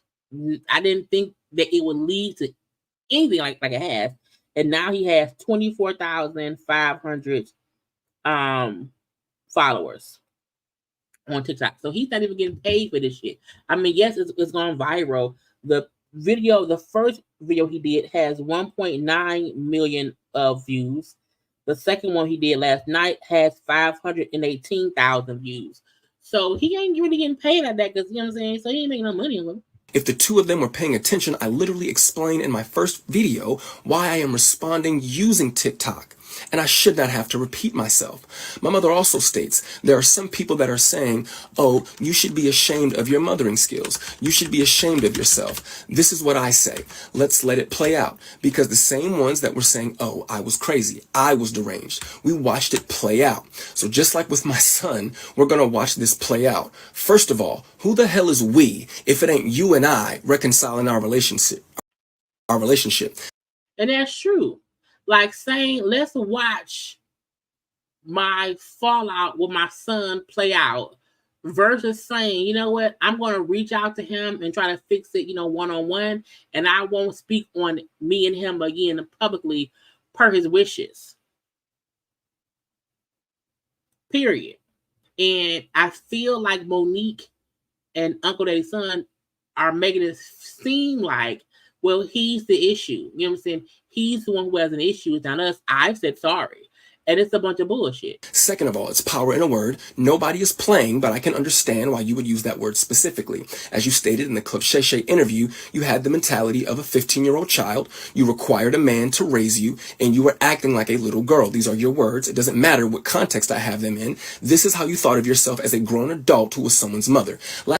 And that's why I said he was more calm on the first one, but I think because he was rushing to get his thoughts out in the 10 minutes, he wrote them down or whatever. He seems a bit, I won't say flustered, but you can tell he's trying to rush, and he's a bit aggravated because, again, y'all are gaslighting him. The response that y'all did was a gaslighting situation, and I think it pissed him off. And so that's why he said, well, let me respond one more time. They on some bullshit. Okay. And even him, and as much as Monique and Uncle Daddy's son say, we have to live in our truth, but y'all want people to not believe him because it makes Monique look like the asshole that she is. Last time I checked, Monique fans, a 15-year-old grown adult who acts like a child but is in search of their daddy, they don't typically make efficient parents. But hey, I could be wrong. On a more serious note, to sit there and allow your daddy to address my mental health in a weak attempt to pass my response off as a moment is disturbing and insulting to those of us who do have mental health issues. And that I fully agree with, because y'all know what they do to people. They try to say, so-and-so got mental issues. So-and-so a little touch. So-and-so a little crazy, because that makes it more likely that people won't believe what they're saying, because they're putting forth the thought that they're a bit crazy. You can't believe them. They're emotional. They're mental. They have mental issues. So he's right. Monique allows Uncle Daddy's son to address her son and then call him mental. Even if he has any mental issues, that ain't nobody's business. To allow someone to address your son in that way when all he said was, my mama know what it is. So she should stop making it seem like she's hoping things will get fixed, because we know that ain't gonna happen. And then she sat there and let Sydney go on and on and on and on and on about her son. And that's why he said, I'm gonna respond. I'm a bit pissed off. The way I presented myself was no different than my mother and her daddy presented themselves when addressing D.L. Hughley, and her precious sweet babies ate it up. D.L. is wrong because he's so loud. Mo and daddy are right because they're so calm, but I, for some reason, don't get the same energy. To simply try to call me crazy is dismissive and cowardice. Attacking somebody's mental status is a clear sign that you have zero to stand on. Furthermore, what kind of person still has a text message from their wife's son that is over 2 years old, still in their phone, saved just for the purpose of re-showing it to him? That's what insane people do. Uncle Daddy's son, child, Uncle Daddy's son literally saved an old text just to, again, in my opinion, gaslight people.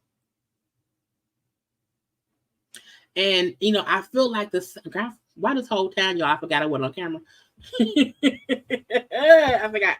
I'll be concerned. The same way Monique is mad at Oprah is this, she's doing the same thing to her son. She is exposing their trauma. She's allowing someone else to address it when she allows her husband to directly talk about her son. And she's making it seem like her son is the one who's the issue and like she isn't. And that's a crock of bullshit, okay?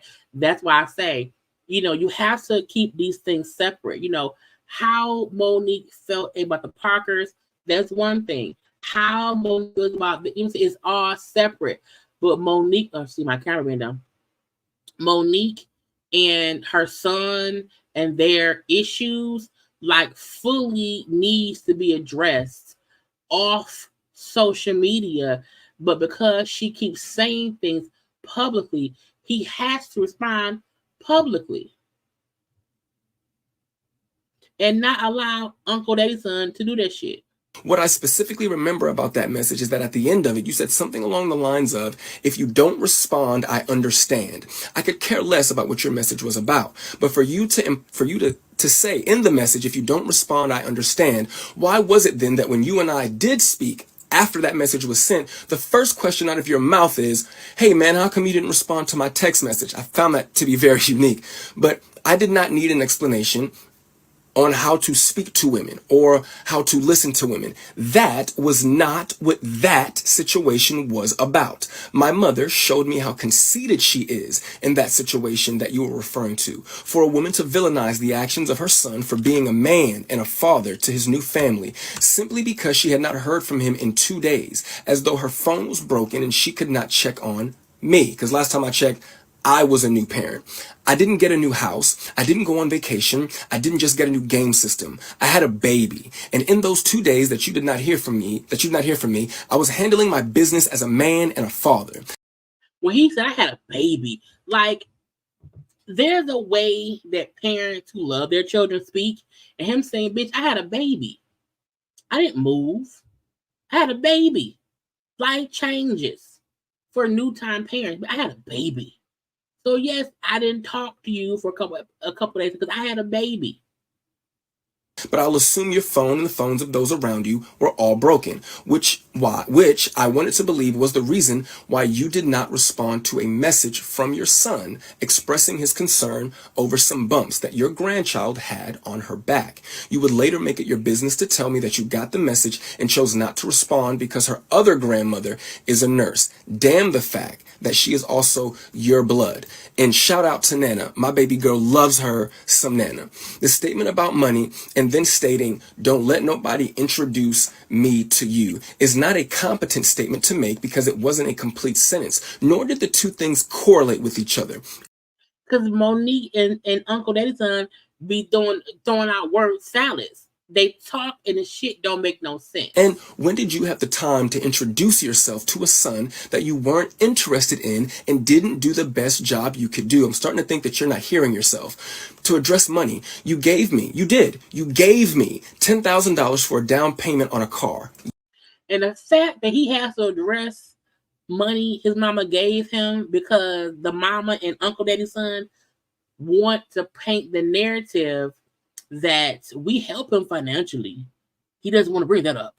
And it's like, that ain't even the problem. That ain't even the issue. Yes, thank you again. Thank you. My girlfriend and I were already prepared to put our money together and get a car. You and your husband called us one day and stated that y'all were going to give us $5,000 for a down payment. We said, okay. You then called us back a day or two later and stated that you would be giving us $10,000 for a down payment on the car. You and him made the conscious choice to give us that money. Right, you gave that money to me. Did not ask you for anything, but this is an example of a rich person doing something for you, and because this is, an example of a rich person doing something for you because they want to do it for you, but because it doesn't have the desired effect that they want it to have, you are inconsiderate and ungrateful. And I think that's his point in saying how, she would do things for me and think that will buy my love and affection. And then when I don't fall in line, then I'm an ungrateful kid or I'm an ungrateful adult and I'm the bad person. Because the money you gave that you chose to give me means you buy my obedience? No. Let's take it a step further. I eventually would uncover that my mother had left me a UTMA with $45,000. You never brought that account to my attention. You claim it was because you forgot that you even set it up in the first place. How the fuck you forget 45,000? Child, somebody is gonna give me 40K because I keep saying I need somebody to give me.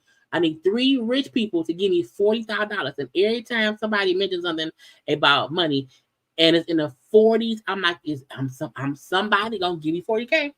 Somebody gonna give me 40K. Will it be Monique? But yeah, who forgets they set up a trust for $40,000 for their child and you forget it? How does that happen? Validates my original point. Who forgets that they invested $45,000 into a child that at that time is the only child? When I was homeless, and I called you to help me figure out how to access the account, you said, Shalon, I don't even know what you're talking about, and if I did, why do you think I would help you? I see, at that point, me and my mama would have never talked again. If I'm homeless, first of all, he's homeless. You his rich mama, and he's asking you how to access a trust fund that you set up for him, and you don't want to help him access the money so he doesn't have to be homeless? After finding out from the Georgia Department of Revenue that they had been sending me mail to 3 separate Georgia addresses, all of which I lived at with you at some point or another. For the life of me, I can't grasp how those letters managed to slip by so many people at 3 different locations. I did, however, eventually get access to the money and the brokerage account that you had set up for me with Morgan Stanley. To be fair, what you put together for me was amazing, especially had I let it sit for a year or 2, which made it bittersweet that you wouldn't have wanted to help or even educate me on how to manage what I had. Now take what he just said there. Help me manage what you did for me. Because I think a lot of people don't realize everybody don't know how to manage money. Hell, Monique may not know how to manage money. But I do feel like when you have such a large amount for your kid, and if your kid was homeless, meaning there may be some issues there, job wise, or just been able to to take care of life in the right way. When you give somebody who is homeless $45,000, you can run through that money quick because you have been struggling so long, and you just start buying shit. You know what I'm saying? So him saying like you didn't even help me to, learn or teach me how to manage the money you had put aside for me. My blowing through that money is all on me, and I have to take my accountability for that, and it's a lesson learned. Sydney stated that the last time that him and I spoke, I wanted to call him Dad. The actual truth is that I wanted to call him Pop. Calling you Uncle Sydney, but my mother calls you Daddy, and the boys call you Daddy. It was getting a little awkward. And it can be awkward. Because like he's saying, I'm calling you Sydney. siblings call you daddy. My mama call you daddy. This shit is weird. Can I call you pops? And the fact that Monique and that uncle daddy's son was like, well, he can't do that. He has to call them uncles. I'm like, no, you married that man. So it seemed like for a while they gaslit him into feeling like he wasn't really a part of the family. Yes, for a very short time, I did feel that way about you. But the more things change, the more they stay the same. Oh, Black Jesus.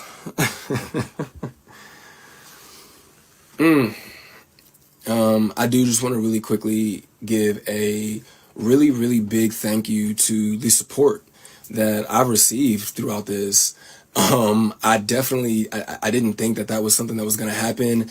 I didn't make that video to have a tennis match with my mother. I do not plan on making any more videos. This is it. I've said what I wanted to say.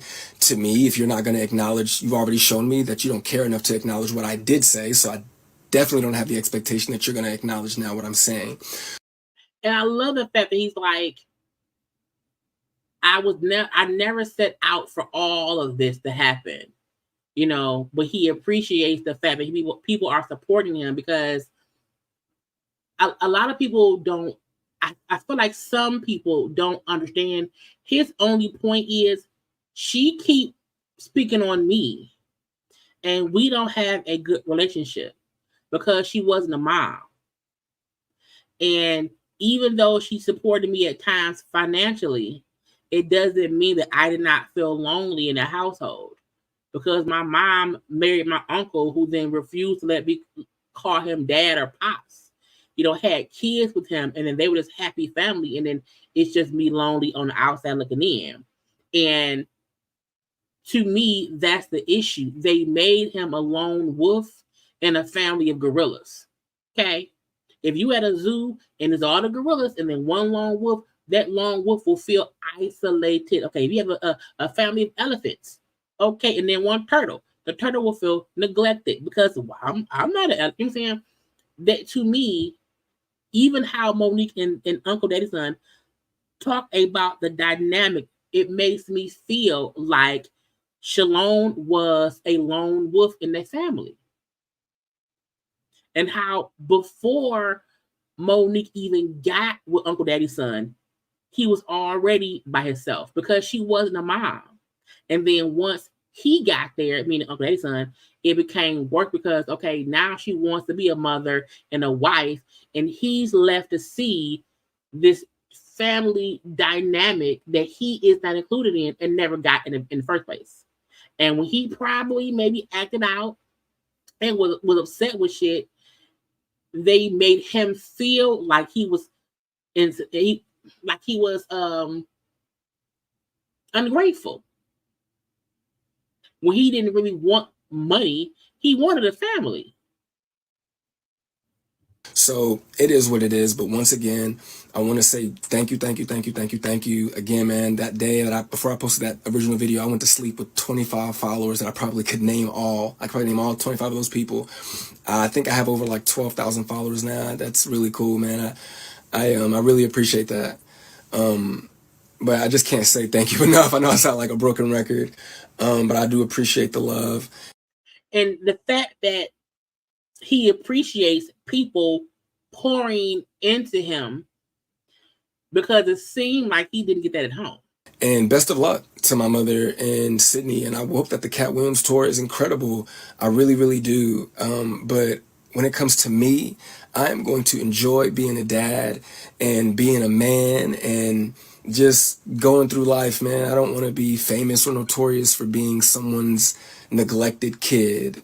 I don't want that to be my story. And I only said what I said just to provide context, not to become anything. But y'all be safe, man. Peace. And that's the crazy part about it. The crazy part about it is he said from the beginning, I just want to add a piece that I feel like people are missing, because all they're hearing is the one part from my mom. And if all you're hearing is the one part from my mom, then you're missing things.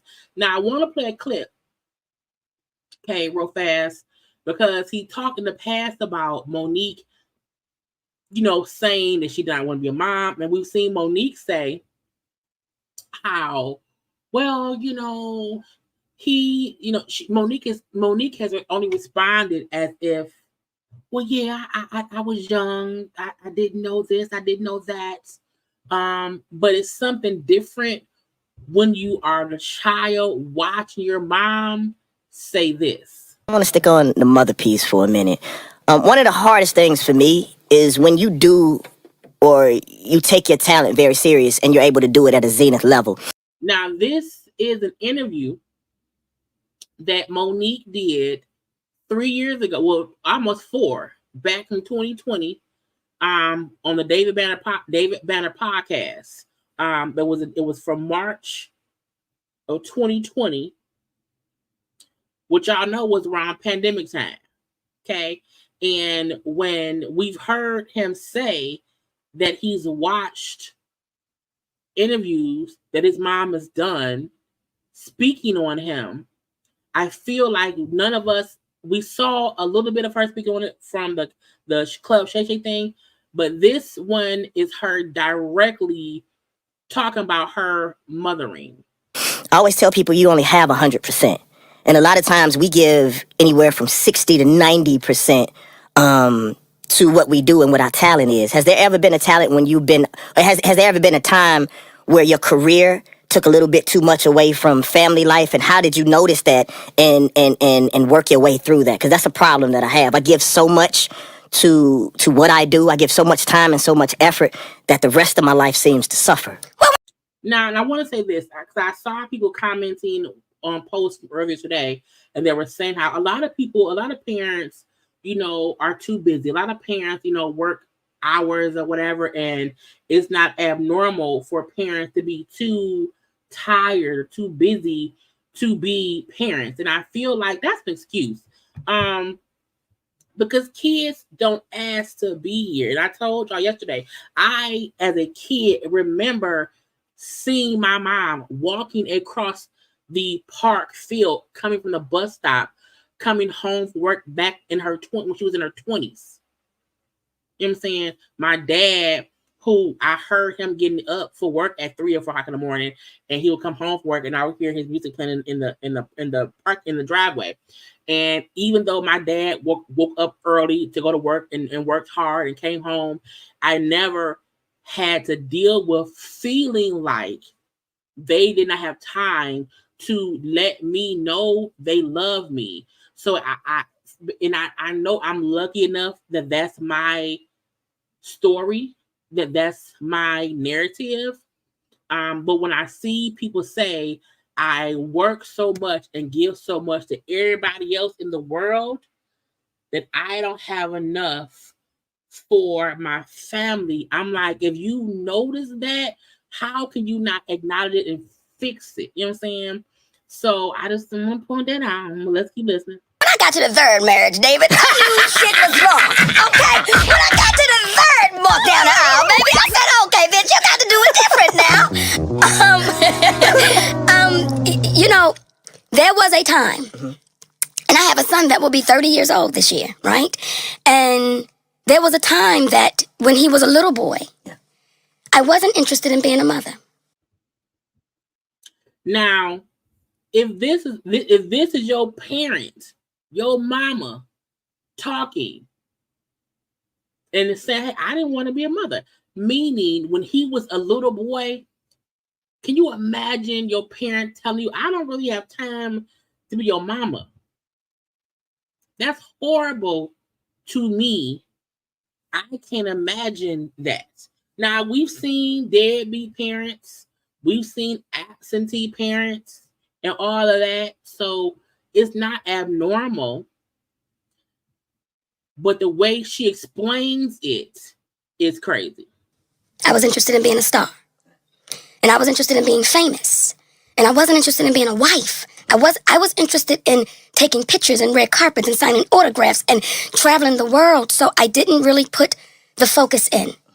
And now that I'm 52 and he'll be 30, well, I pay for that. There's a price you have to pay for that. And I had to apologize to my son because I said to him, I don't want you to think that your story is not valid, because I didn't tuck you in. I didn't read you those stories. I didn't show up at sporting events, because my whole thing was, yeah, but whatever you ask for, I can provide it. You see this big house? You see that basketball court out back? You see that pool? Don't you come complaining to me about nothing, because I gotta go. And that right there is called neglect. That right there is him saying, my mother always felt like, since I was a kid, that because she paid for stuff, I had no choice in how I felt. I couldn't tell her how I felt. I couldn't come to my mama and complain about nothing, because she felt like that because she bought a pool for the fucking backyard, that I have all that I need. And the weird part is when Monique says stuff like, well, when I got with Uncle Daddy's son, I was a horrible whatever, and he had to help raise me and blah, blah, blah.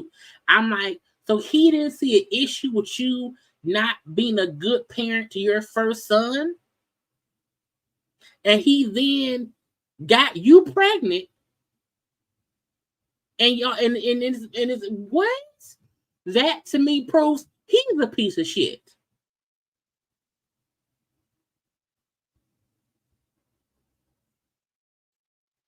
Because what man sees a woman be a bad parent to her son and then get her knocked up to make more sons, and then allows her to be, oh no, you're gonna be a good mama to my sons, but you don't encourage her to be a better mother to her first son, and then y'all make that boy call him uncle and put him on the sideline as basically the extra kid.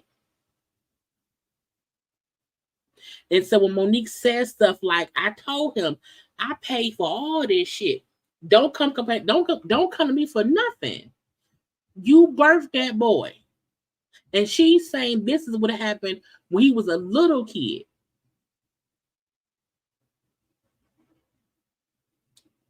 So when people feel like, well, he's an adult now, he's grown now, and blah, blah, bloop now, he's still a hurt little boy because of what his mother put him through as a kid and what she keeps doing to him as an adult.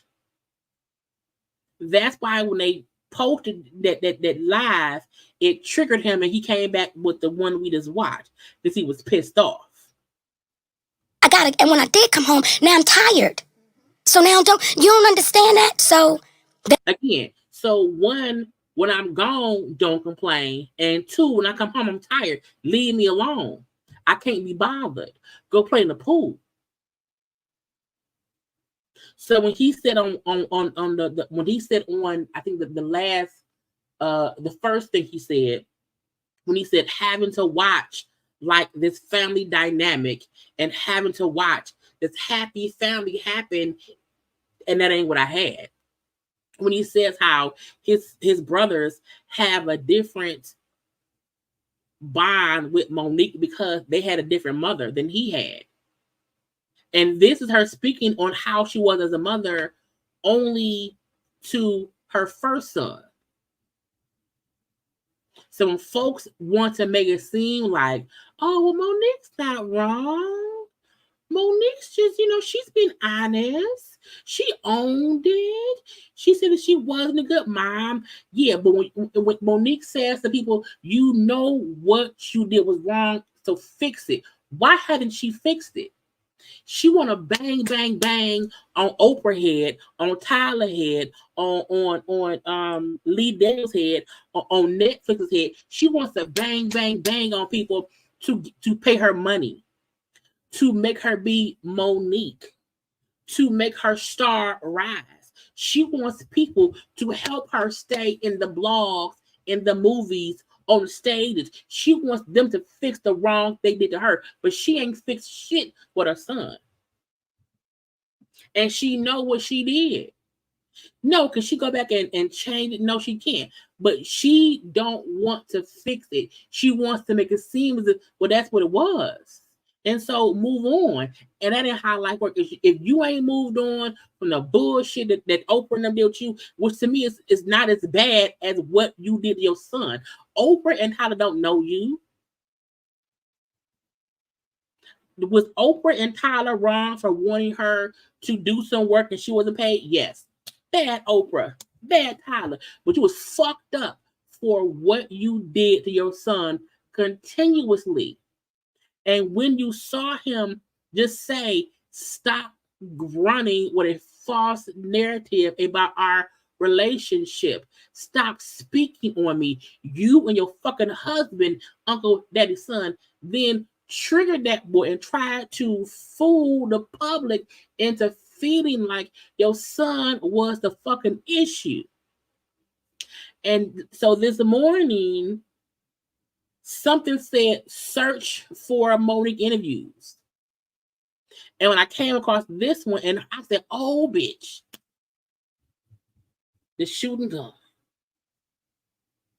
Because she comes after people saying, fix it, fix it. You pissed at D.L. Hughley because on a talk fucking show on a radio show when he wasn't even there, someone did an inappropriate game with you. You've been pissed for 10 fucking years. You was an absentee, mean, bitchy, precious mama ass mother to your own one son.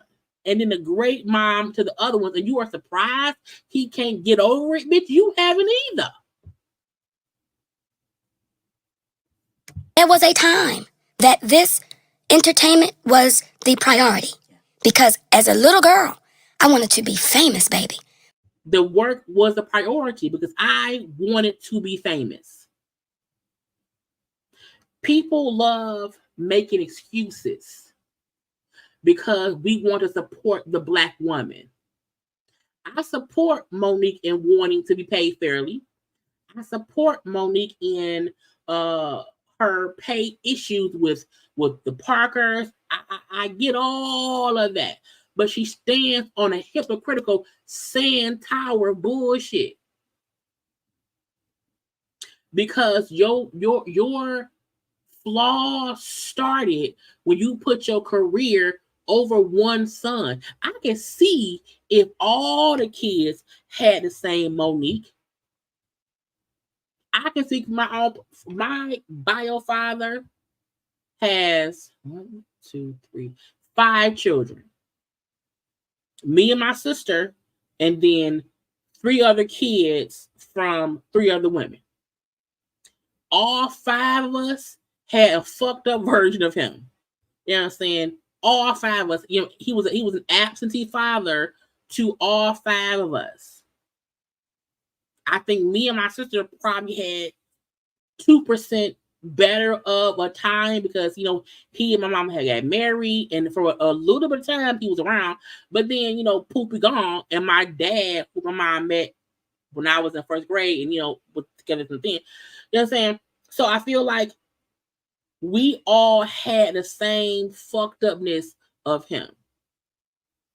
The fact that with Monique, only one of her children had the fucked up version of her, and she seemingly has tried to throw money at him to make him shut up.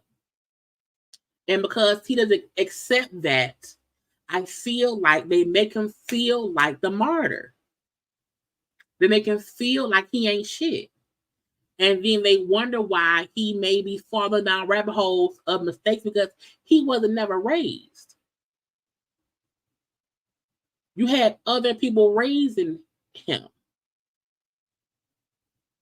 But you want him to have his admiration for you, and you wasn't even a good mama to him, and then had him watch you be a better mama to siblings in the household where he can't call your husband pops. He had to call your husband uncle. And y'all are saying, well, of course Sidney can't call you his son.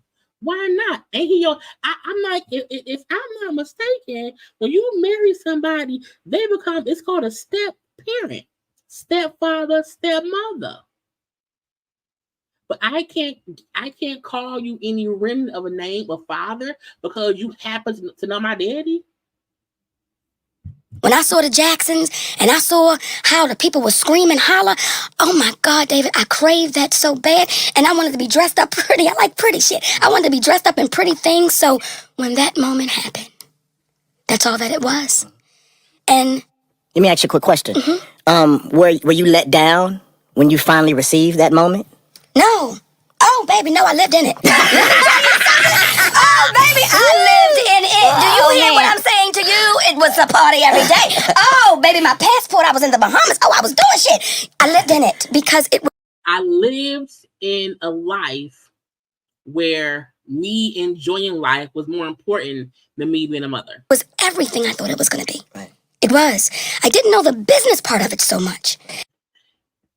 And I didn't know the business part of it, which is why I feel she had bad deals. Why the Parkers possibly was not mutually beneficial to her financially because she did not know the business side of things. You know what I'm saying? Which is why maybe when they said, hey, can you promote this movie for free? Hell no. But business-wise, it could have been a better way to handle that. But she ain't know how. But the fame part of it, I remember when we were, 20? I can't remember when we were coming out of Lexington Street Market. And this woman, and I owned a comedy club in Baltimore, Monique's Comedy Club. And she had on a Monique's Comedy Club t-shirt.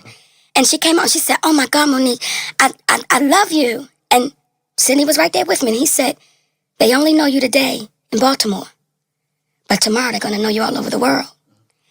And when we stepped off the plane in London together, this man says to me, oh my God, my wife knows I fancy you.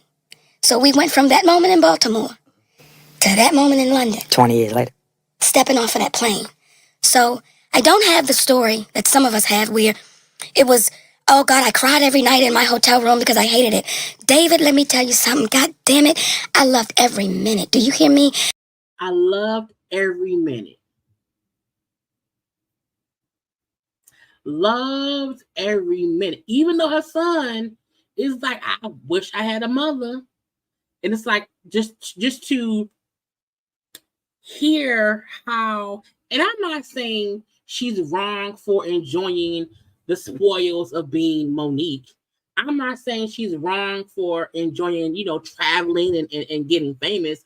That's a part of it. But a part of me feel like his question was, did your family life suffer because of it? And she's sitting here boasting about how great it was, how great the life was, while also saying I wasn't a mother to that child. That's why I don't have those stories. And then I have those moments where I was invited into some of the greatest entertainers' space.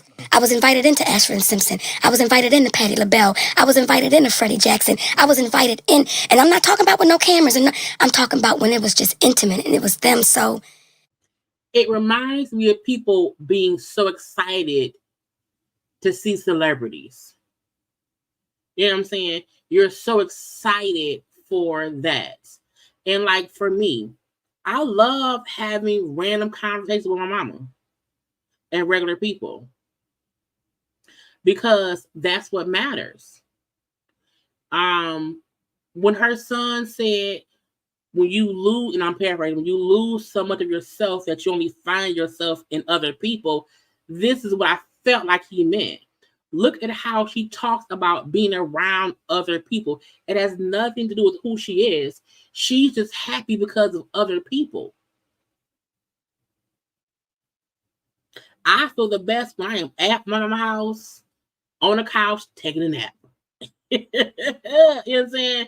I feel the best when I am on the phone with my best friends, when I am able to have a conversation with people I love, who I know, and like hearing her be asked about her family life, and she gave a minute or two of that, and now she's boasting about the fame of it all. I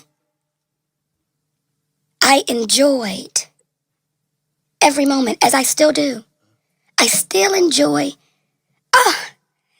being in the airport and a little girl says, "Oh my God, that's Monique." And I want her to know that I can hear her, right? I want her to, I'll be like, like, yes, this is me, baby. She'd be like, "Can I call my mother?" Yes, you can call your mother.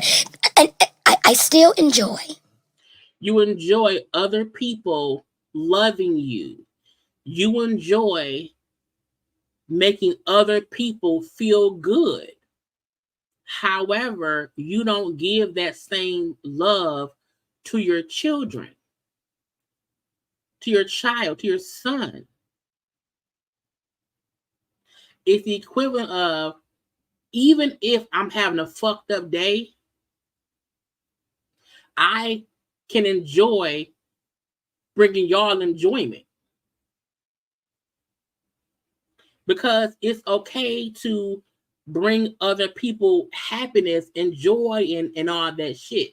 But you have to also be a good person in life and not be a fucked up person to people in your life. You know what I'm saying? Every moment of that. The business part was disheartening because I believed them when they said to me, when I first met my white agent, and they said, "I love you." Well, shit, I didn't know not to trust you till I knew not to fucking trust you. I didn't know not to. So I believed you. I believed Lee Daniels at those 3:00 in the morning phone calls. And he said, "I need a friend." And I'm like, "Nigga, I'm right here." I believed that. I believed Steve Harvey when he said, "You're my little sister." See, I believed those moments till I was made not to believe it. The question was about her as a family person, the family. Y'all, she spent more time discussing everything but that. Okay, now, I found that interview again. It was from 4 years ago, from March of 2020, of her talking. After her son put up his post, in reply to her, Monique posted text messages. Monique and Uncle Dave's son posted, and I fully believe they both did, okay? And her caption says, "Hey, my sweet babies. Here are the receipts from a mother who allegedly does not love her son. We are sharing this with you, Shalon, and the community. Some will completely get it, others won't. We love us for real." I don't get it. Thank you, Lisa E, for the super chats. Love your commentary and your child. Look, I be doing my due diligence because to me, it's easy for people to get part of a story and not fully understand is nuances. And so I can just help y'all, get a little bit more information. Okay, a little bit more. I be trying my best. Okay. But Monique posted these texts from 4 years ago. Okay, well, at least 3. December of 2020. Okay, so it's a full 3 years ago. Okay. And I also feel like these texts are heavily edited. Because you see her saying something in response to something and nothing's there. And if I send you a text, the text is going to be there. If you delete out something, it's gone because it's your phone. Okay. So to me, Monique, one, still having these texts from 3 years ago. And again, if you like Apple, the text don't go away. However, it does seem weird that she still has these texts. But I feel like, again, they're heavily okay, baby. What do you say okay to? Hey, baby, just checking on you. And again, I don't believe that Shalon ever said, like, we hate each other. I think he said, we have issues and we're not trying to fix nothing because we haven't talked for years. So these texts prove y'all haven't talked for years. It has been 3 years since y'all talked. He never said that at some point in time y'all had communication. I'm saying, again, hey baby, just checking on you. And now from December 5th of 2020, and then the next one's from December 23rd, same thing. He was right back on January 15th of 2021. Hey my, good morning. Of course, you know what I'm saying? Spell check. Good morning, blah, blah, blah. Okay, but again, it seemed like certain things were cut off because then this text is from January 15th. The next one is not until January 25th, but she don't show us that text. Okay, we don't know what it is. Okay, hey, now I see you. So it seemed like he put up maybe a picture or something. I don't know. Then she put on February 2nd, hey baby, you good? I will call you tomorrow. I'm going to bed. Let allow your mama gotta get older. I feel like was he calling her and she was responding to text and not answering the phone, because again, some of her texts in the green bubble seem like it's a response to something, but what is it? What's the response to? Anyway, laugh out loud, love y'all. Hey sweetness, I hit you later. Okay. This one's from February 12th. Hey baby, I'm going to call you when you get back home. We out with, and it's cut off. So I don't know what the rest of that was. We see him send her text on the 18th, and this is from 2021. Hey mommy, I want to send Tough some flowers and stuff.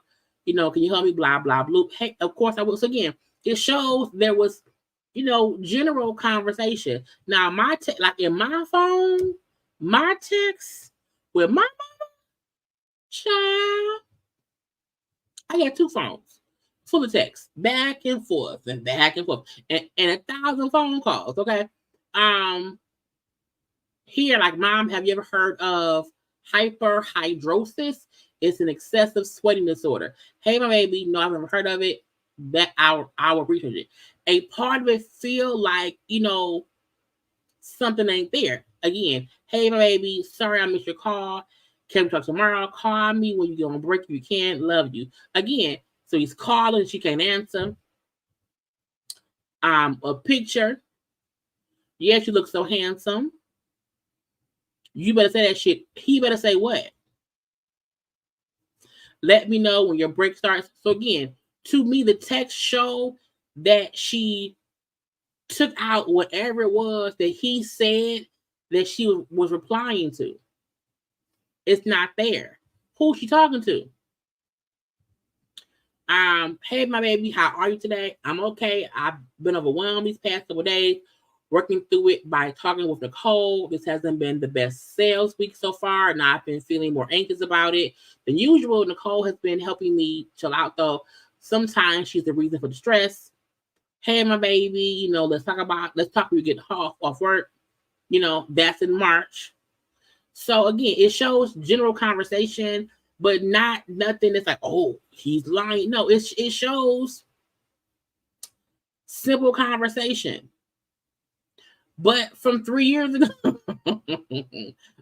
hey, yes, ma'am. How y'all doing this morning? Amazing. Okay, he then talking about how he had to fun with the DMV. So you can get the process for his license, how he has 3 derogatory strikes on the credit report. So I'm like, we don't need to. You tell us that man's business, okay? I know you get it done, blah, blah, blah. So these texts, Jamaica, how you doing? Again, you can tell they're cutting off stuff, only showing parts of conversations, okay?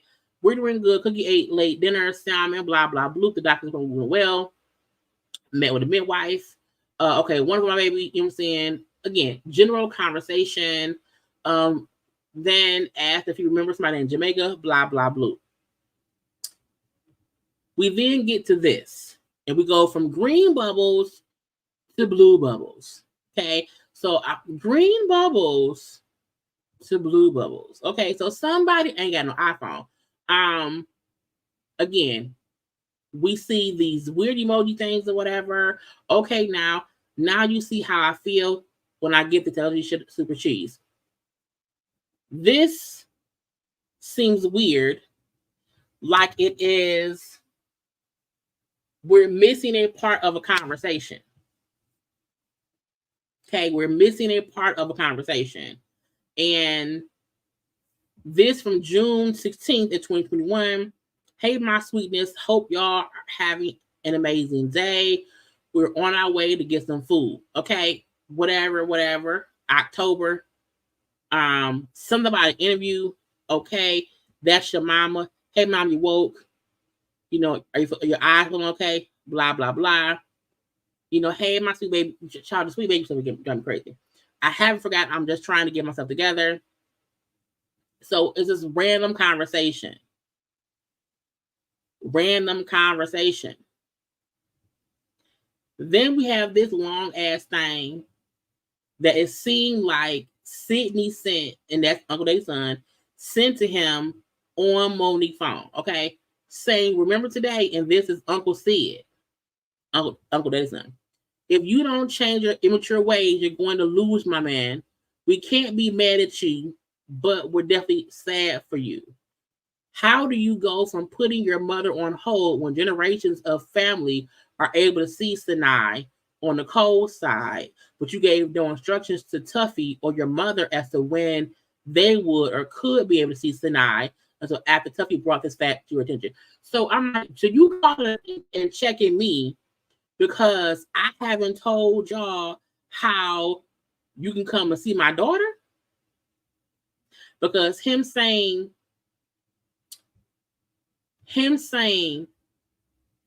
you put your mama on hold, but Nicole's side of the family was able to see the child, and you didn't think to figure out your mama sent the kid. I'm like, sir, why the fuck are you texting me? Why? Okay. And then said, interestingly, you're a man now, but you were a little boy just days ago as you needed me to walk you through getting the car. And this is also something I don't like. People, adults who have lived life, rented cars, leased cars, did this and did that. And then when someone who hasn't done that asks for your help, now I'm a boy. If you have to buy a house, don't you go to a realtor? Does that make you a boy? Because you go to somebody for help to do something? To ask for help does not make somebody a child. So for him to say you were a little boy because you needed me to walk you through getting a car, I'm like, bitch, I did too a long time ago. I didn't know how to get no damn car. You people do. I'm 42. I still ask my mama questions about stuff because she's my mom. And if she don't know, we figure it out. You know what I'm saying? He then said the items for the baby you wouldn't even have if your mother, Tuffy, and I didn't care enough to do that for you and Sinai. Oh, again, when they help him, they make him feel like he's inconsiderate because, oh, we did this. Nigga, what? It then said you needed to be rescued from your apartment weeks ago by Tuffy, but you cussed her out days ago. What's wrong? And it's cut off. So again, Monique posted these texts, which to me don't prove shit besides City texted that boy and went off and called him a little boy because he asked for help to get a car. What kind of parent posts these texts to prove what point? What it didn't prove that damn point. Come on, Natasha, and the post that after y'all got money from Kevin Hart because y'all was broke.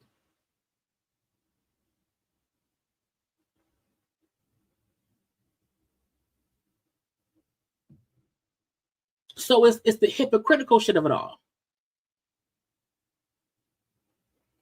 Come on now, Wanda. The child when DJ was, DJ is the only child in our family. I don't have kids. My brother doesn't have kids. While we there are other kids in our family, but like in my immediate, he's the only one. When my sister was in labor with my nephew, me, my mama, our dad, and I mean my dad, not my bio dad, my, you know what I'm saying? Were with her when she went in labor at the house. We then to the hospital, never left till he was born. And when she came home, we took turns being there 24/7 because you're just there. Because it's family. So to me, it feels like Monique wasn't around that much to begin with. So sometimes when it's somebody who ain't around to begin with, you don't think to include them in shit because they're not around like that. So the fact that y'all were waiting for him to schedule for y'all to see the kid and blah blah blah. Now I'm going to assume maybe the baby was born around COVID times because in that time it was hard for this and that or whatever. But again, how you pissed? If you his mama and you not a grandmama and that's your first grandchild, how you not asking or saying, hey, we need a plan because I want to see my grandbaby? No, y'all wanted him to give y'all access because y'all feel like he owe y'all some shit. He feel like fuck y'all. So so Monique put out these texts. It was, to me, it was mixed feelings. I saw a lot of people saying, the text is, oh, Monique, this is stupid, Monique. As a parent, why would you do this, Monique? The receipts ain't receipting, Monique. And this was saying, it's 2024, Auntie. What you show is that you were never available. Because all the time, because like when I call, sometimes I'll call my mom, and if she's on the phone or in a meeting or whatever, she will respond with a text and say, hey, can I call you later? And then she called me back. A lot of the texts show maybe he was calling, she wasn't answering. Because as I said, a lot of the texts look like the conversation is missing. It's missing pieces. Because this child, it don't seem normal.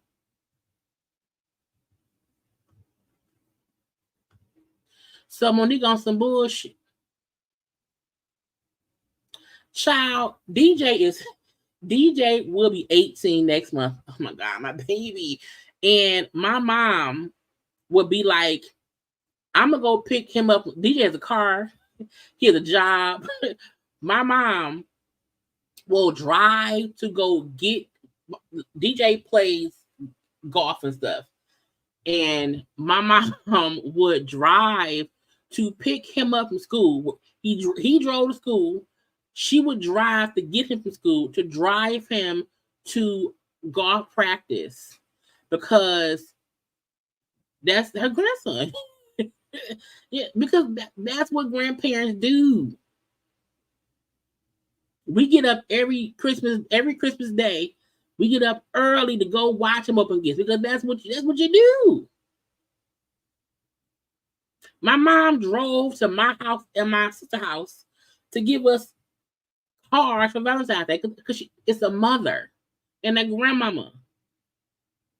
So as much as Monique tries to paint this narrative that she's a great person, she admits, she did admit that, she wasn't the best mom, but she's a great person. She admits she wasn't a good mom, but no, you fucked up. You're fucked up. And I hope that she don't post no more. And I hope she keep that boy name out her mouth like he asked her to.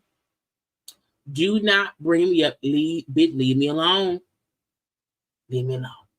Anyway, y'all, that's it. That's all. That's it. That's all. Okay, I gotta go. Look, I hope y'all had a good time with me tonight. Okay, we are over 2 hours in, and I am about to go to bed. Okay, I love you all. I will have something up tomorrow. I don't know what, but it'll be live some kind of way. I love you all. Do not forget to like, comment, share, and subscribe. You can follow me on social media at JayLeesCorner on IG, Twitter, and TikTok. Look, y'all, don't be no Monique. Don't do it. Okay, be better. Okay, be better. Okay, but I love you all. Get some rest, y'all. It's midnight here. I gotta go. Bye.